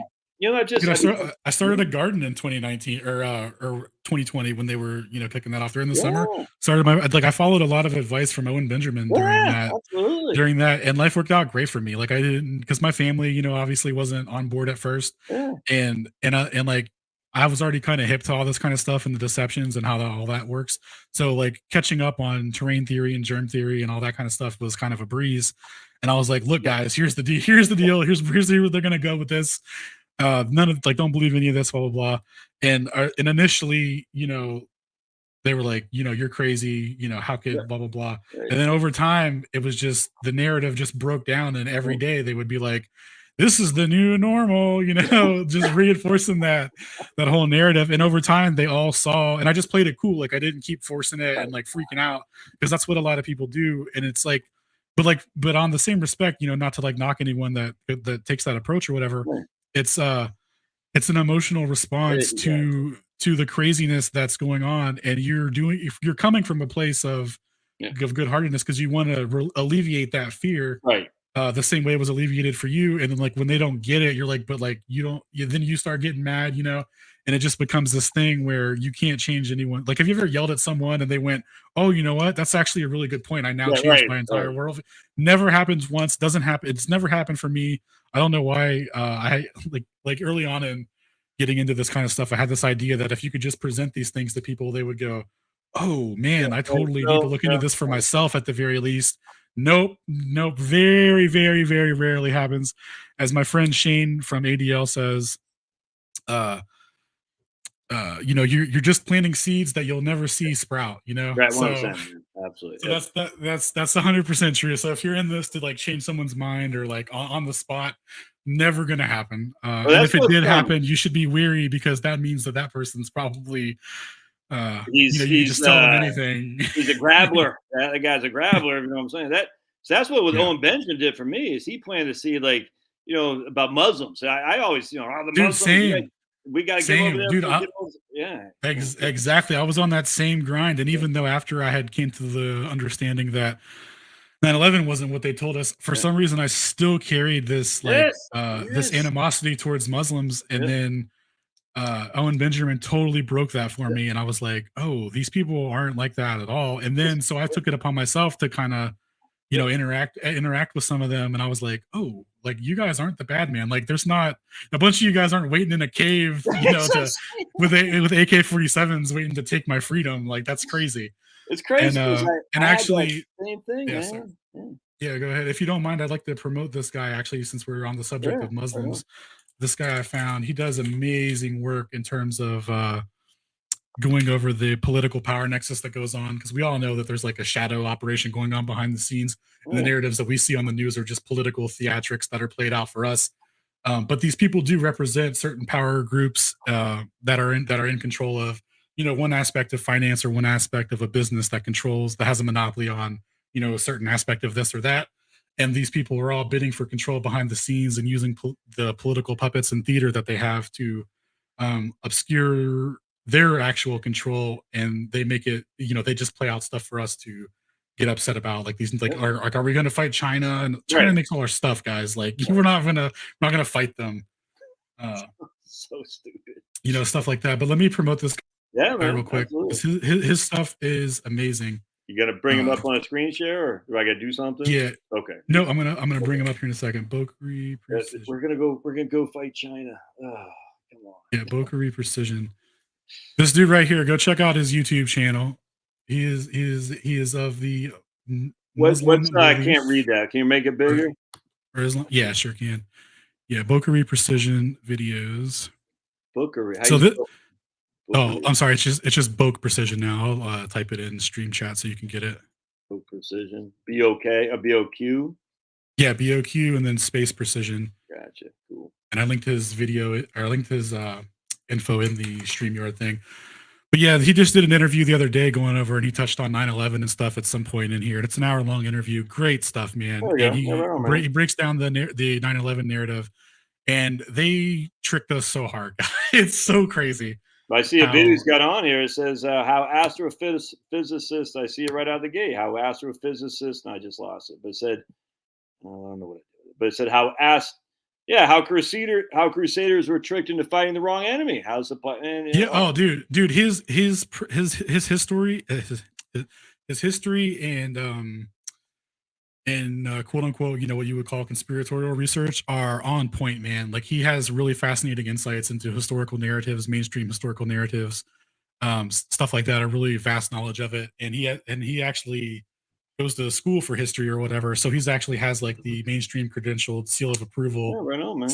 side of things. But obviously, they tell us lies and stuff within that, and he covers all that stuff. It's great. It's really good stuff to go Deceitful over. astrophysicists are superior to, and I can't see the other rest, but yeah, so superior. Deceitful astrophysicists are superior to and more beneficial than apathetic, ignorant truthers. Yeah, that's probably true. Who said that? Was that a comment? Yeah, no, it's one of his videos on the. I'm looking through his YouTube channel. I didn't see that. Where's that at? It's under the members only videos. So the psychology behind white Sharia. They got this stuff looks pretty interesting, man. Yeah, dude, he's got really good insights, man, and he's a genuine good dude. Highly recommend. Especially if you're interested in like an examination of geopolitics but it's fake, but you still want to understand what's going on with these people that control the people that we see on the TV. Yeah. That's your guy. That's the guy you want to go to. Good stuff, man. I appreciate that. That's a good recommendation, man. Good stuff. Yeah, hell yeah, yeah. And so anyway, I talked to him and stuff about some Muslim stuff, and like I was just like, wow, man, I was totally, I had to let go of those preconceived notions and that fear or whatever and that animosity because it just wasn't even what we've been told. So anyway, we'll continue on. I'm Yeah. sorry for getting off track No, on that. it's fun. I So like it. this is Ian McCausland, 1999, Anomalies in History. This is a really interesting paper, and a lot of the stuff that I found came from the citations that were in this paper. So for those looking to get into doing your own research and following up on things, a good way to do it is when you find a paper, at the bottom of it, they always reference what they're citing their stuff from. Follow up on those because that's where all the gravy's at. This guy made a couple of citations from the transcripts from the Astronomical Society stuff. So I went and tracked that down, and that's where I got all that from. Like all Okay. those, Cool. like the whole because this is all from transcripts of that meeting that this guy kind of touched on. Now he didn't take it as far as I took it Yeah. because that would be because he's a mainstream academic guy and he can only go so far with it before they take his credentials and make his life hell. But he led me on the path of this information, and so that's a good way to do it for those looking to get into researching things and how to find the sources for stuff. So anyway, Ian McCausland, the findings of the eclipse expedition had been found or had been announced as being if the findings of the eclipse expedition had been announced as being inconclusive instead of decisive in 1919, general relativity would have had to compete with other possible theories such as Gerber's, which remember the guy that used Newtonian mechanics to solve the perihelion precession problem, alleged problem, to explain certain astronomical observations, and a better theory might eventually have been found. In this author's opinion, the confident announcement of the decisive of the decisive confirmation of Einstein's general theory of relativity on November 7th, 1919 was not a triumph in science as it is often portrayed, but one of the most unfortunate events in the history of the 20th century. So what would cause a man to to have that kind of an opinion? Well, maybe he read that full paper that he quoted some of the stuff from and realized that everything he thought wasn't as told to him by the people who taught it to him, right? And like he saw that they still haven't confirmed Eddington. You see what I'm saying? So he's like, I mean, Yeah. that's Yeah. ultimately what it comes down to, man. It's like if you can confirm it, great. If you can't, maybe he's right. It's the what do you say? The most unfortunate event in the history of the 20th century. The Einstein. The most unfortunate event of the 20th century was announcing that the theory of general relativity was the way to move forward with cosmology and physics. All to save, models based on philosophical grounds and preconceived notions and all these things that they've already established a framework for. And like now they can't go back, but they realize they have to replace it with something else. And this is how they did it. So just a quick recap on everything. The actual physical evidence of the displacement was extremely poor / non-existent, and even examining what's available now in modern times, you find that the evidence is completely contradictory to being a solid confirmation of general relativity theory. And the most important part of the whole entire thing, I feel, is the fact that there was no spectrum lines that were predicted to show up if space-time curvature and gravitational fields were the cause and effect of the bending of the light that they allege that they seen, and there isn't any. And that's huge because, like we were talking about earlier, I don't remember if we were talking about this before the show started. So this whole thing with the physical mechanism and needing a medium to facilitate the transfer of energy to cause the shift. Because remember, guys, space is a vacuum, which means that there's just nothing in it. There's so that there's nothing that's going to interact with light like that to cause, like, there's not going to be any refraction, right, for a bending of anything like that, because there's nothing. It travels unimpeded, So that's how they got away with it. They just kind of buried that and moved forward. And later on, with the PHUN stuff, they and the Heffel and Keating, they go into that. So, and just real quick. So remember, there is no medium for light to travel in space, but yet life does have a medium in the atmosphere of water vapor and stuff like that. So there's no Yeah. medium out there, but there is medium here. Some barrier separates the two somehow. Very interesting. And so, Yeah, yeah, dude, it's very interesting because if you think about it like this, a vacuum cleaner just creates a pressure differential, in the hose or whatever, yeah, with the fan on the motor, and that low, and then that's not even a very strong pressure differential, but that little of a pressure differential will pick up dust and bits and particles and cookie crumbs and Dorito crumbs or whatever's on your carpet, picks all that up off the ground, resist gravity with just that pressure differential trying to equalize, right? So just that force creates enough to overcome gravity. right. But they say that our atmosphere exists to an even greater pressure differential, and that it doesn't have to equalize into the infinitely expanding pressure differential. It's crazy because, like, when you say vacuum, they'll try and get you with like, "Well, it doesn't suck." That's why Right, it's like, no, right, no, no, no, no. Vacuum cleaners don't suck either, brother. right. The pressure differential created by the motor, gets filled by the what is it? It moves hot air to cold air. So it creates it creates no air or whatever, and then the hot air moves to fill the available space. Yeah, I didn't know that's how it works.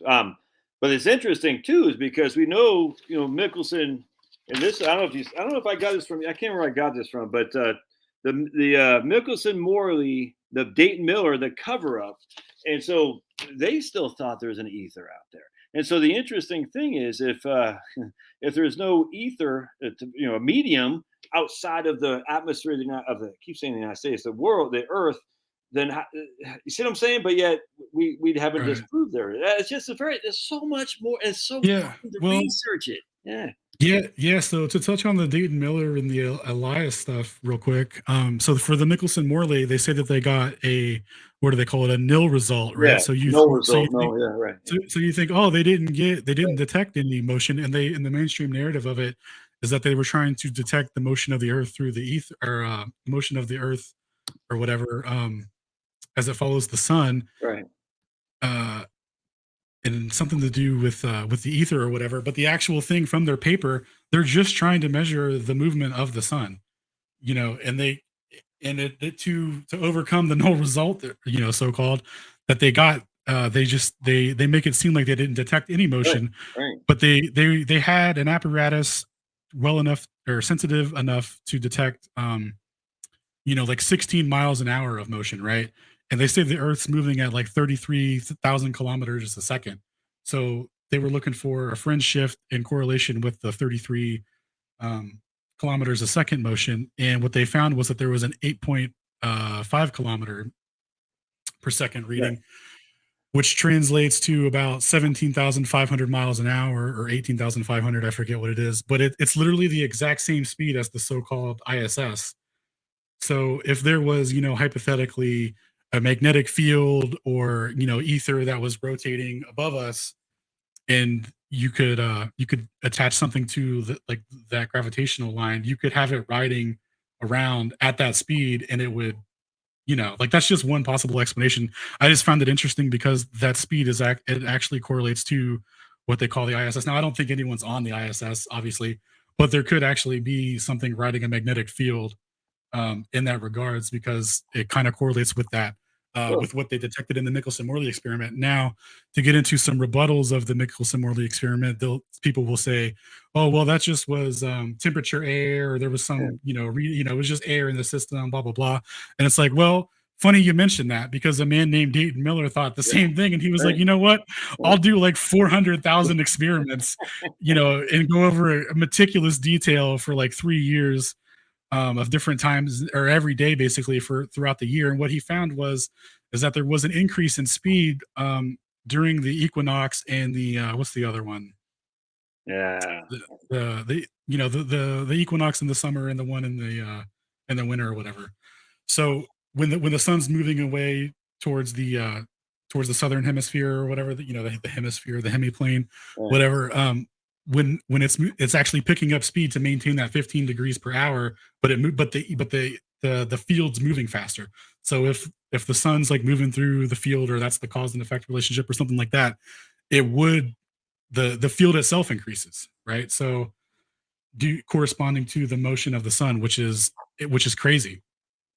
Well, my whole thing is that Einstein is the one who supposedly disproves. He said we don't need it. We don't need mix and Morley, even though it wasn't a null result. It was they still proved stuff, but they just wiped it away. Again, going back to Einstein, he said he like quote. I can't remember the exact quote I'm talking about. It was like it's a superfluous. That's what he said. He goes Michelson and Morley. Yes, superfluous. And you're like, so what? We just because this one guy says it, and this is where I sit there, and it's so frustrating. I didn't mean to get too mad. That kind of melt. I always get mad when I get mad at myself. I always get mad at myself when I get mad. But I'm like, dude. But the point being is that because this one guy said it, Michelson, Morley, Dayton Miller, all the guys that came after Einstein, who said this guy's wrong, and they all just fell in or they fell out. But they had to choose sides, and you're like, this isn't science. And then my man Jeff here, who's one of us, a good guy. He talked about the what did he say? And I asked him. I said, well, let's see. He said something about we know time travels slower on the Earth than it does in satellites. And going back to Keating, I'm sure he's talking about Keating. Oh yeah, someone said that. Yeah, we'll get to that. Don't worry. Yeah, so let's touch on that. Let's finish this up with that because I am starting to wind down a little bit. I did want to talk about Keating real second because Jeff's a good guy. He's one of us. Yeah. But he. Yeah, you're good. So we'll skip to Heffel and Keating real quick. So this is time dilation. This is the Heffel and Keating experiment was conducted to test the predictions of Einstein's theory of special relativity. In the experiment, the researchers compared the frequency of light emitted from traveling atomic clocks versus stationary clocks. They also measured the frequency of cesium atoms in the clocks, how fast they were vibrating or whatever, to determine the time difference in the clocks. The researchers used spectroscopy to look for the spectral shifts or whatever, like we were talking about and earlier, to get their verification for time dilation. So the theory was saying like, if you're going at different escape velocities, you'll experience a different gravitational effect because in special theory of relativity, and in general, time is related to gravity or whatever, right? So time could be, if you're close to a gravitational source, time moves slower. When you're further away from it, moves faster, right? Kind of the concept.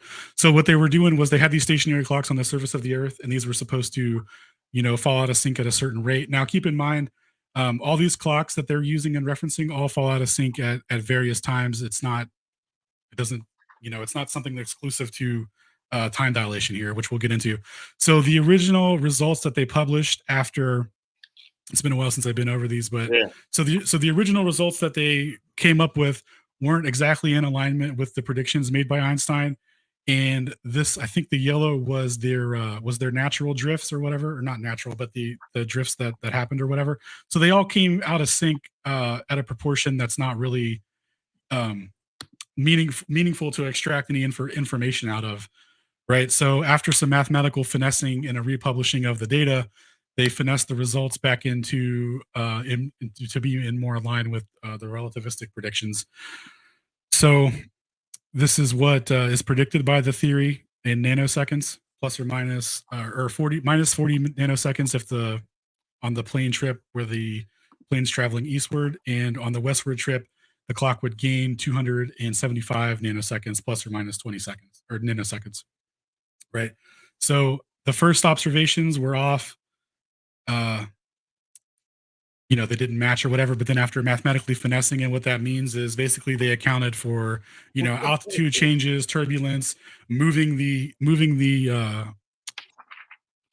off the plane into another plane. And they actually drove like the last X amount of miles. They actually just carried them on a car. Like it's ridiculous. It's so ridiculous, man. And they did these east-west, opposite direction flights to test all this, and they in the published stuff after they accounted for all the so-called variables and everything. Wouldn't you know it, they brought it back into line with relativistic predictions. And to be further noted, how the calculations were derived and what corrections were made are not publicly available. You can't find them.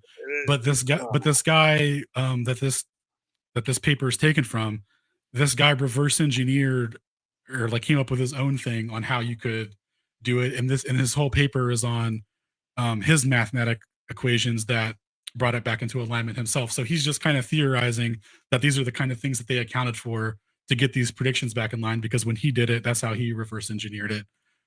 So you can literally just finesse it after the fact, and it's all good to go, and people will cite it as the thing. Now, an interesting thing to note here is if you're testing the circumnavigation east and west at different escape velocities, wouldn't you want to test the north-south circumnavigation? Too, just to be sure, because if we're going to get real specific with time dilation and satellites going around the globe and stuff, they're going to need, some of their orbits. They're going to need to know the relativistic effects going north and south, right? Well, guess what, dude? They sure didn't do that at all. They declined to do it, and and there's not even a reason why. They just didn't do it. What it makes no sense. You'd think if you were into that sort of thing and was trying to prove that, you would also do the north-south circumnavigation. But for some reason, they were like, "Nah, we're good. We only need the east-west."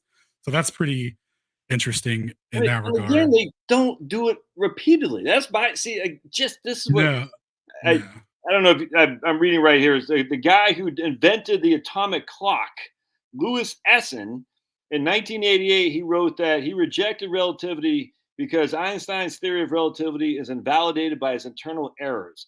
His use of a thought experiment, together with his ignorance of experimental techniques, gave a result which fooled himself and generations of scientists. And that's the freaking thing. Claims made. You know what they'll say, bro? Yeah. What the mainstream people will say? Well, they'll go, well, he may have been a genius, in the regard that he made the atomic clock and all that, but he didn't understand, Einstein, or like they try to attribute it to like dude, it's just so insane how you think the guy that made it might know a thing or two about it, you know what I mean? And how it's being used to prove this or that, and it doesn't work in that regard. But yeah, so basically these clocks, though, are subject to electromagnetic retardation due to traveling through a magnetic field, and the Earth is, a big magnetic field, allegedly. So traveling through that is going to cause a retardation in the wavelengths. So that's going to produce them going out of effect. And now also, if the clocks are in motion, they come out of sync faster, as we saw from the data, at inconsistent rates. So it doesn't, this is nothing. This is complete just jibber jabber. And then, so to get into satellites real quick, there's a man named Ron Hatch. You can look him up and look up his patents. He owns all the patents for satellites and stuff. So basically, NASA brings this guy in to correct errors that are being made by satellites using relativistic effects and time dilation, and they can't get their calculations right. The satellites are off, and your boy Ron Hatch comes in hot, removes the relativistic calculations, and you know what he does? He adds the speed of the craft to the speed of light, and suddenly everything's back in alignment, as if to say directly, the speed of light isn't capped at whatever they say it is, 280,000 kilometers a second or whatever. Because if the solution to fixing how GPS works, or whatever they say, if the solution to that is to add the speed of the craft to the speed of light, congratulations, you've just invalidated general and special relativity. 100%. Exactly. That's the thing. And that's really bad for them. And there's a book on that the guy has. He's done several presentations on it. You can look it up on YouTube. Ron Hatch, man. You can find papers on it. I've actually got a paper here where he goes over the PHUN experiment, and basically this is another experiment that's cited to give validity to relativity theory, basically establishing a cause and effect relationship with the gravitational field and the redshift of light, so that they can say that gravitational redshift is a thing. But those guys got a null result on their test, an actual null result, not a null result in the sense that they thought they were going to get a 33 kilometer, but they got an 8.5. They actually were not in their own papers. The first paper is titled "The Apparent Weight of a Photon," and it goes into detail how they didn't get anything. And the title of the paper, "The Apparent Weight of a Photon," is kind of alludes to the fact that light was being acted on in the sense that Newton had predicted, right? Because as if it was a particle falling and acquiring or 9.8 meters per second squared in energy or whatever. So to quote from the second experiment that was done by Pound or by Pound, he did the same experiment again, but at a slightly higher elevation, and he did it with a guy named L. Snyder, whoever that is. So the Pound Snyder thing, in their paper, they say it is to be noted. Well, actually, I'll just read the whole thing real quick. It is not our purpose here to enter the many-sided discussion of the relationship between the effect under study and general relativity or energy conservation. It is to be noted that no strictly relativistic concepts are involved, and the description of the effects as an apparent weight of a photon is suggestive. Oh, so kind of figure it out for yourself, have your own interpretation. Cool, don't mind if I do. The velocity difference. Thanks for your permission. The velocity difference predicted is identical to that of a material object that would acquire in free fall equal to the time of flight. So, and then one more thing in closing here. The presented experiment is unable to distinguish between the frequency and velocity changes. So the frequency change would be due to light interacting with the gravitational field and curvature of space-time sort of thing, and the velocity change would just be relative motion through whatever, right? And in this case, they say that because they didn't get any distinguishable effect, they can't tell the difference between either of them. So an actual null result, and your boy Ron Hatch kind of goes over that in this, and it's great. Like, it just explains it so well. That there's other possibilities here. Like, these aren't relativistic effects. Now, one thing that people will try and do real quick on the Pound Repka is they'll try and invoke time dilation, like Dude was trying to do. So if you want to invoke time dilation for Pound Repka here, let's see. No, I'm not. He wasn't trying. Our man no, Jeff. No, not Jeff. I'm just saying, like, a common favored interpretation amongst the academics and stuff is that there's a time dilation effect happening. So what they were saying is that, due to the escape velocity difference because of the height of the detector shooting down towards the Earth, it appears that it's shooting the photons faster because it's experiencing less gravity. And it's like, okay, let's run the math on it. And when you run the math on it, the time dilation relativistic effects come in to effect at the order of 10.17 times 10 to the minus 21, right? So 21 zeros before we see an effect, and the Pound Repka experiment was only down to was 2.5 times 10 to the minus 15. So we're talking being off by a magnitude of 1 million, right? An order of 1 million, the difference between the two. So, like, the time dilation effect wasn't even measured, but if you interpret it that way and just, you can kind of like self-soothe and pacify yourself back into believing this shit. That's what they do. But I tell you, here's Ron Hatch's book, and it ain't cheap, guys. They're not Escape from Einstein, and that's Ron Hatch, the satellite guy, who went to NASA to fix their issues with the GPS and whatnot with the satellites. And that guy's I think is he dead? I think did he just recently die? I think, anyway, I can't remember. I think he might have. But point being is, there's an answer for all these issues, GPS just for time dilation, because of Ron Hatch. And Ron Hatch is literally saying relativity has nothing to do with GPS. And I'm not saying that anyone's saying that, but a lot of people do. A lot of people say relativity satellites prove relativity, and it doesn't. And we know that. No, it actually proves the opposite. If we had the ability to look at the actual source code for GPS, and we found that that it's exactly as Ron Hatch says, and that he added the speed of the craft to the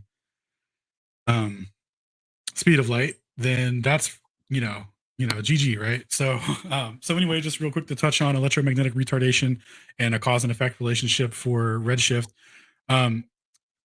This video by Ken Wheeler, highly recommend. But I'm not we don't have to play it or get into it, but anything but real quick, what he has here is a neodymium magnet over a ferrocell, and it splits the light, redshift on this side, blue shift on this side, because the wavelengths are being retarded by moving through the magnetic field, just being stationary, right? So when he moves the ferrocell relative to the stationary magnet over top of it, he flips the red blue shift of what we're seeing here, demonstrating how you can use a magnetic field to phase shift light.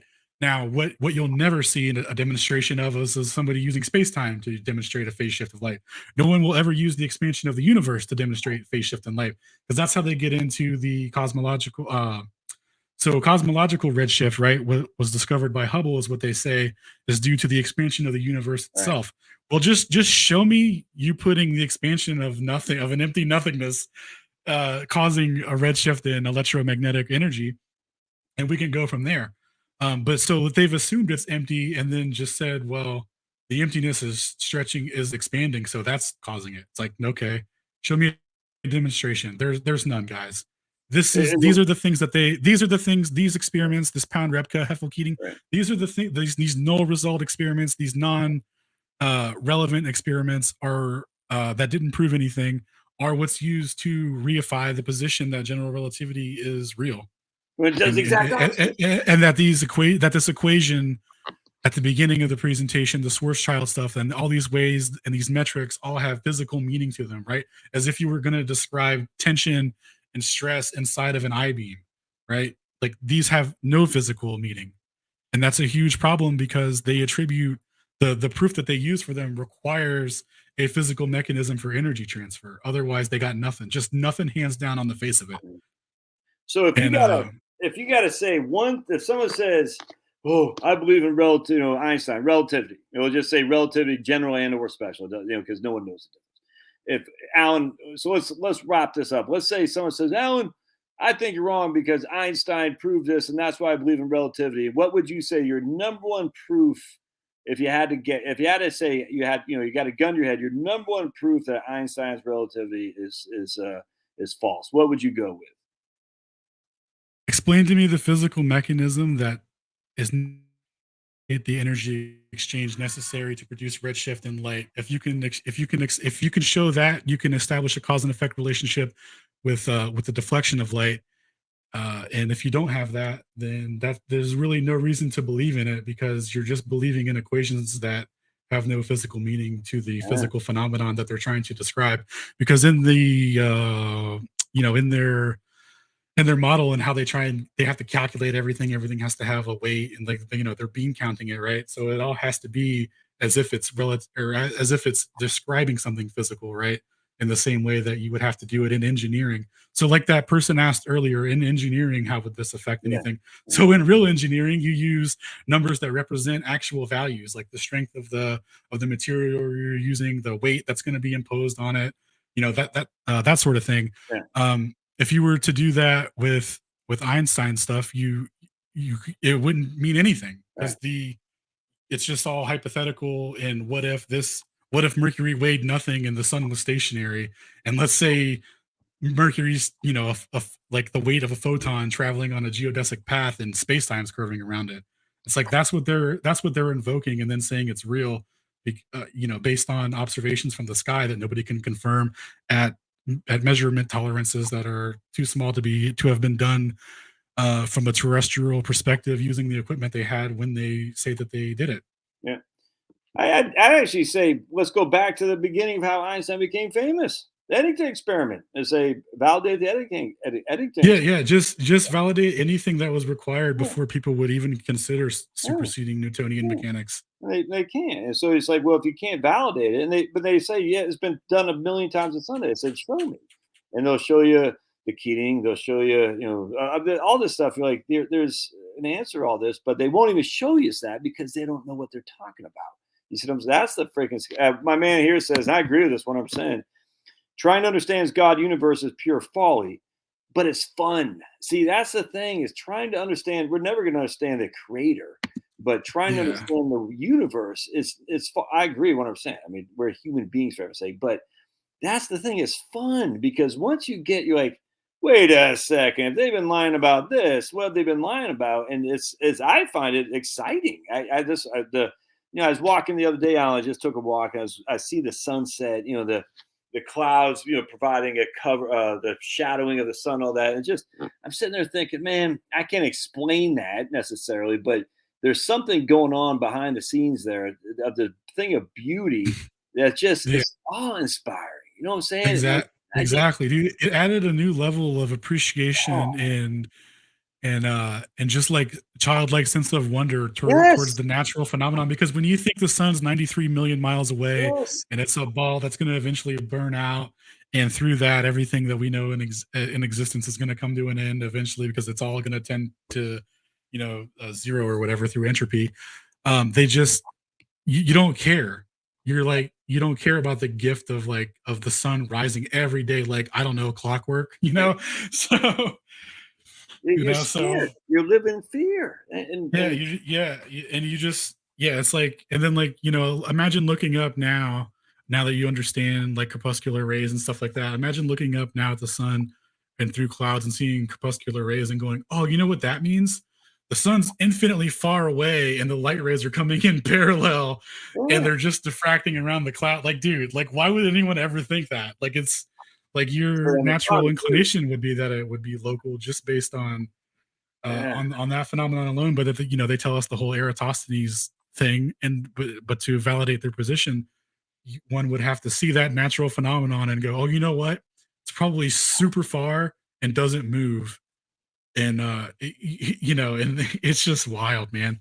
So yeah. In closing, real quick, if I could just read the how math became reality conclusion. So how math became reality conclusion.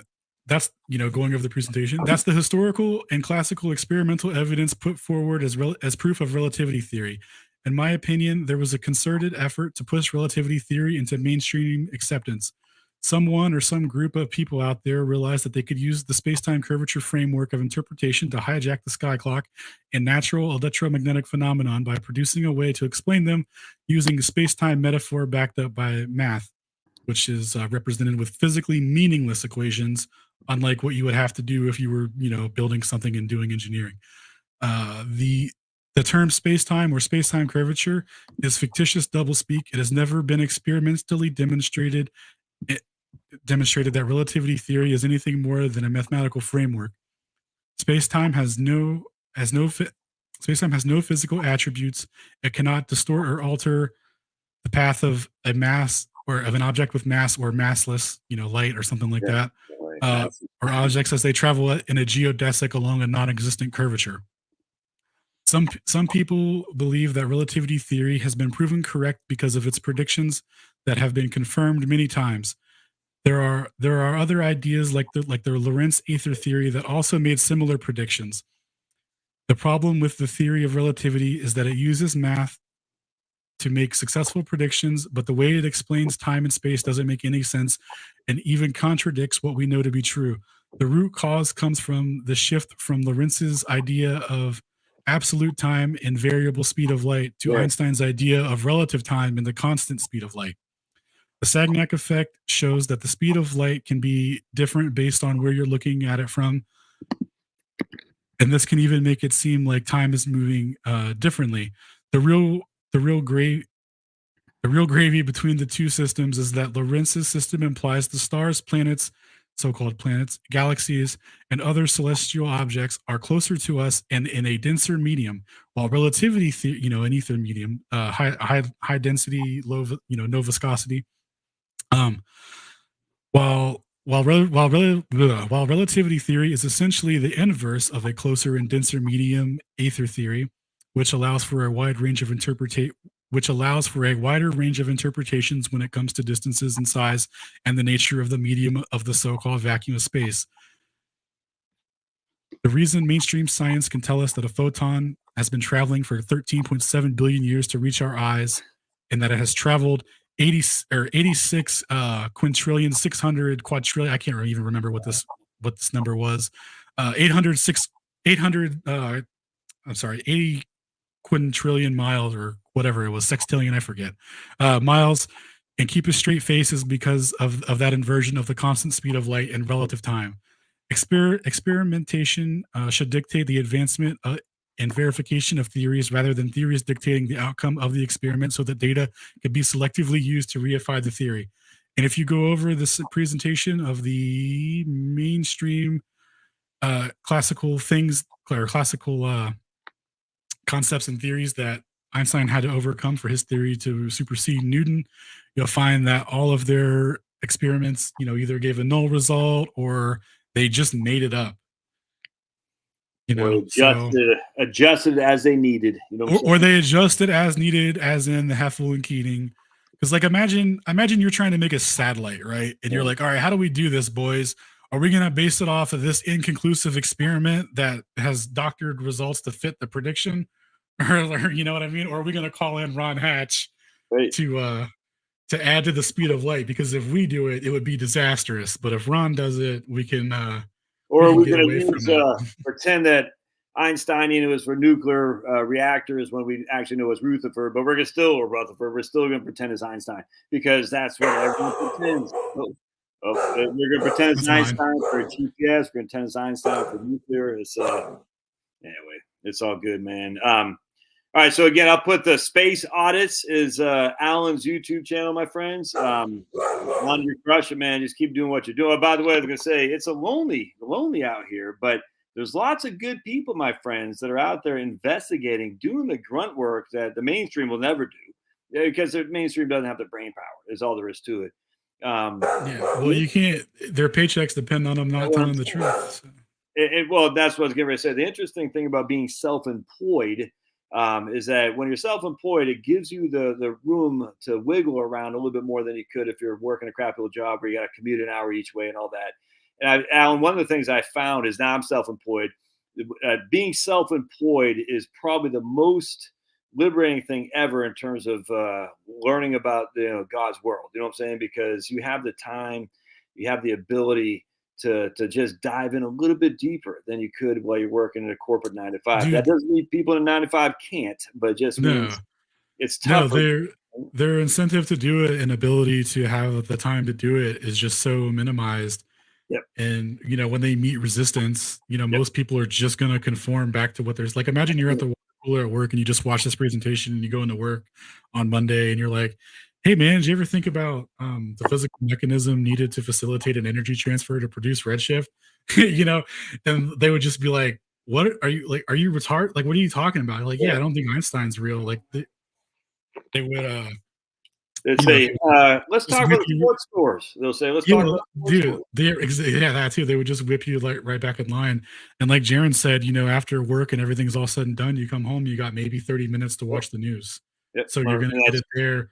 Because it's like what are you gonna how does one even begin to do their own research, right? Like it's because people aren't trained to it. Like they're trained to go to the authoritative source and ask them rather than read it, figure it out for themselves, compare it against what the authoritative sources are saying, what their interpretations of it are. Does it match reality at all?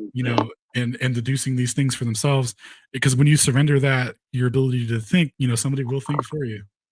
Well, I tell you one thing, and I'll get you out of here, but I don't know what your stance is on Christianity, but I believe in Jesus, and it's interesting because obviously Jesus was alone, but he only chose 12. Isn't that interesting? And Paul was not an apostle, just FYI. Paul wasn't, but Jesus chose 12 people, and I just find it interesting is that those 12 men, along with Jesus, changed the world. You know what I'm saying? And I just it's amazing. Yeah, no, completely agree. The fractal nature of that story is so true, and you can draw a lot of parallels in the resistance that he met doing his ministry and what he was up against.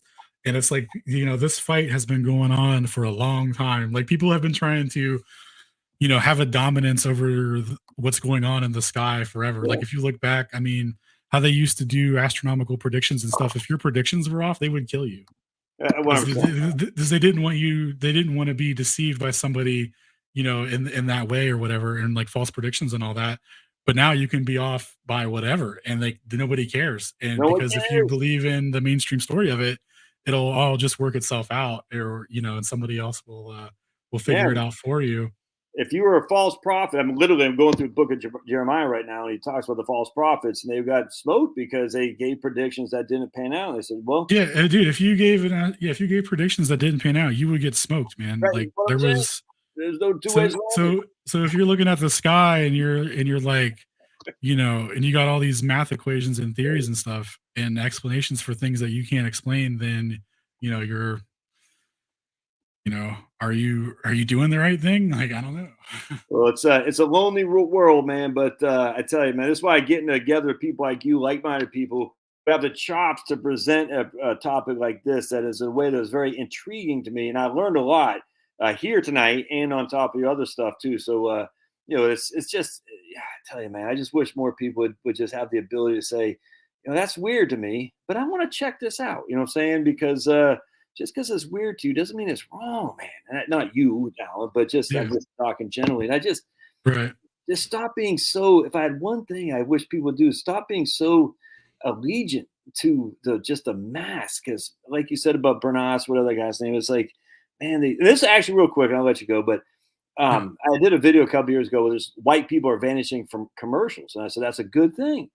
And everyone took that wrong. They're like, oh, what, you don't like blacks on TV? I said, I don't care about that. But the fact I'm white and the fact that they're not advertising to us much anymore shows you that they don't think they can separate from our money. That's what's going on. If they thought they could separate it from us, our money, they would be advertising. But the facts of whites oh, dude, that's interesting. That makes a lot of sense because you want to go to your target audience where you think you can separate them. And, and one of the reasons because whites are the oldest population in the United States, and older people typically don't change behaviors. But I'm like, everyone's like, oh, I can't believe you did. I'm like, why? It's like, dude, if I'm black, I'm not liking this. I don't want them advertising me because they're manipulating me if I'm, whatever. But, and it's the same thing. It's like, man, when they're coming at you like that, man, they can get you to do a lot of things that you might not otherwise have done. You know what I'm saying? And it's no, tough.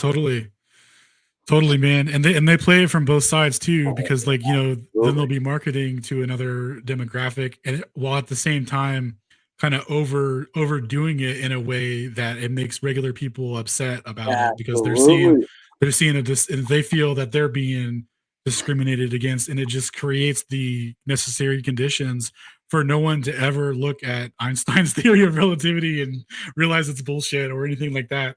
Because it's literally just distractions on distractions, man. I saw a short real quick. The guy had they put red ants. I just saw it today. Red ants and black ants in a the jar. Nothing happened. But they said when they start shaking the jar, the red ants and black ants start fighting. But they don't ever look at the person who's shaking the jar. I said, man, I forgot who posted that. One of our guys. But I said, man. I've heard from a lot of people that have been in prison. Never been in prison myself, so cannot confirm. Right. But I've heard that racial tensions will be calm for a while, and then when something happens on the news, like a white cop shoots, so and so, and things get heated. That's what stirs up things when everything's just naturally going on or whatever. Like they'll self-segregate, and whether or not that's due to political reasons within the prison system, where it's like if you get caught with drugs and you're in a black dude's cell and like they're going to blame you, it's going to lead to racial shit, so they'll just self-segregate on the most just for survival things. But yeah, people will just kind of hang out with their own people and be chill, and then unless you shake the pot, you can't do it. And if you look back at old ways on how they used to control slaves, I mean, there was that guy, I can't think of the name, but he had this whole manifesto on the theory of how to break your slaves and make them work harder for you for hundreds of years and generations, completely changing the method. And basically what it was is you start you start having mixed babies with them basically, and you create like a subsection of people within the class, and you promote some of the slaves to being inside the house, and you give them more benefits and privileges than the other slaves, and they start to resent each other and not work together, and they'll start ratting on each other, and they can divide you even within your own community if your topic only if you only look skin deep at things, they'll still just divide you, right? Like they still have methods for it. For all these things, and this idea that it's like white versus black, it's like no, if we all were one skin color, they would still find a way to do it. For those Muslims, we got let's say, but I mean, I felt for it. It's like, and you're like, what a sucker I was, man. But yeah, they can always drive a wedge, and for the people that take the bait, so to speak, it's always going to work. And you're always going to have people that fall in line with that. So the important thing to do is just recognize what it is and not give it any attention and stay away, and don't give it any energy, because if you get caught up in it, you're already done. Like you're already invested in it. You're going to get emotional. You see, you're going to see a commercial. It's going to piss you off. Imagine the power you could have over somebody if you show them an image and they have an emotional response to it. Oh my goodness. I mean, dude, you're basically their God, right? Like, in a sense, it's like it's just wild. Like you can't hear a word or you can't hear a concept, because it just completely breaks you down mentally. Congratulations, you've been successfully broken. Programmed. All right, man. Alan, you're the man. It's good stuff. I'll put the links in the description when this guy is done here, and I appreciate it, man. Thanks, man. It was great chatting with you. Absolutely. Try it again one time. And are you said you were in Jaron's Telegram. Are you in Witzit's as well? I can send you. I am. Yes, sir. Links to. Oh, okay, cool. Yeah, I'll send you an ADL link too, because that's a new one that just popped up with my boy Josh Shane. Scanlon. Just look up me. I think other people. Just look up at Josh Scanlon and send me a link for sure. Word. Okay, cool. All right, man. You have a good night. Thanks for talking. And it was it was great. And you're absolutely right, man. Do your own research, do your own thing. And when people tell you that you're wrong and you're retarded and that you should believe what a guy in a lab coat says just because he's wearing a lab coat, you know that you're on the absolute right track. So right on, man. Right on. Well, God bless, Alan. Appreciate it, man. We'll see you, brother. Yeah, you too, brother. See you. Bye-bye. All right, guys. Thanks for being here, everybody. I'm gonna take my dogs out. That was I greatly enjoyed that. Actually, that was a lot of fun. And I probably overreacted to that one guy. I always do that. Yeah. What are you gonna do? And the guy's pissing me off. Can't lie to you. I'm like, dude, just stop. Stop trying to stop trolling, for heaven's sake. Just stop trolling. It's so boring. I got a guest on here, and a guy's like trying to flame my guest. I'm just like, come on, man. If you want to ask a question, that's fine. But jeez. Anyway, for you guys who are still here, we had a guy on here, and he's like trolling us a little bit, and I probably overreacted. Well, I was guilty as charged. I was like, dude, can we just not do this right now? Can we just let the guest do his thing, and then you can ask questions. If you want a gotcha question, you could probably phrase a little bit different, but you have to just troll. Oh. But anyway, that was fun. We had actually a good time. Not that many questions. Elizabeth asked a good question. Not that many. My man Jeff was on here posting some stuff. A couple of you guys towards the end posting some stuff. It was fun, and not a huge crowd tonight. And I didn't expect too much of a crowd, because anytime you're doing anything that challenges the mainstream, it's going to be tough to get a big audience. But that's okay. Remember, Jesus only had 12. And when Judas went away, they did not nominate Paul as a 12th apostle. I forgot the guy's name who they nominated as the 12th apostle. Is Matthias, I think, right? Matthias, I think it was. But you don't need much, man. You just need loyal people with the ability to think outside the box. And it's interesting how like the military units are broken down. So you got a battalion, you got a company, you got a platoon, you got a squad, and you got a team, and then you got an individual. And what happens in the infantry unit is you'll take your team of 4 or 5 soldiers. And those are real. When you go out in the field, those are the only guys you're really talking to. You don't really talk to anyone else hardly. Even your squad will round up probably once in a while, but it's basically your team of 4 or 5 soldiers, and you'll see your squad, but that's pretty much it. You don't even hardly ever see the platoons. And so it's very small unit warfare, small unit. This is soul fare. We're trying to save people's souls, man. Chad, you weren't trolling me. You asked good questions, brother. You weren't. That wasn't you. It was another guy. And the thing that trolled me, the thing that pissed me off more than anything, had a picture of a young girl with a mask on. And it turns out he was being facetious with that. But by then I already lost. I wasn't screaming or cussing or anything. I banned him because it's like, dude, you're going to come in here and troll me, and your avatar is a young girl with a mask. I mean, dude, I was like, I thought it was his daughter. I said, you're going to show your daughter in a mask? Oh, it's like that just stuck me. That hit me wrong. And I've seen this guy here before, and he'd been kind of a troll before. So I was already, when I saw him kind of trolling us, so you weren't trolling, Chad. You're asking good questions. Questions are good. Or comments that are good. Like, hey, I got like an obvious question. Like, but to say like, like what do you say? Like, laugh out loud, blah, blah, blah. I was like, it's just so trite. But anyways, the point being is that, small unit warfare, small unit soul fare, I truly believe when you open your mind to the creator of the world, you're saving your soul. And I don't know what that means in terms of the Bible versus other things. I have a sneaky suspicion is what God tells you is for you. And I don't know that I'm not being blasphemous. I just think if you're not of this certain sect, are you still living according to God's words, which the vast majority of religions are, to be kind, to be good, to love the Lord. You see what I'm saying? And as such, I just truly, I'm a Christian. I believe Jesus suffered, died, and rose again for our sins. And because of him, he is the salvation of all the world. You know what I'm saying? And I don't know what that means for other people. I don't know. I just know for me, I'm comfortable that Jesus died on that cross to open up the gates of heaven for this guy right here. And but Jesus also gives us a whole bunch of commands to follow, which I got over here someplace. And I want to make sure I'm following those commands the best I can. I'm obviously a fallen soul, but I'm trying. You know what I'm saying? And we know God knows our hearts. He knows our minds. Are you truly trying, or are you just saying, faith? I don't like that. Faith alone. Anyway, point being is, when we're battling for souls, I think one of the biggest things we have to battle is against the mainstream of everything. Divide and conquer, 100%, man, 100%.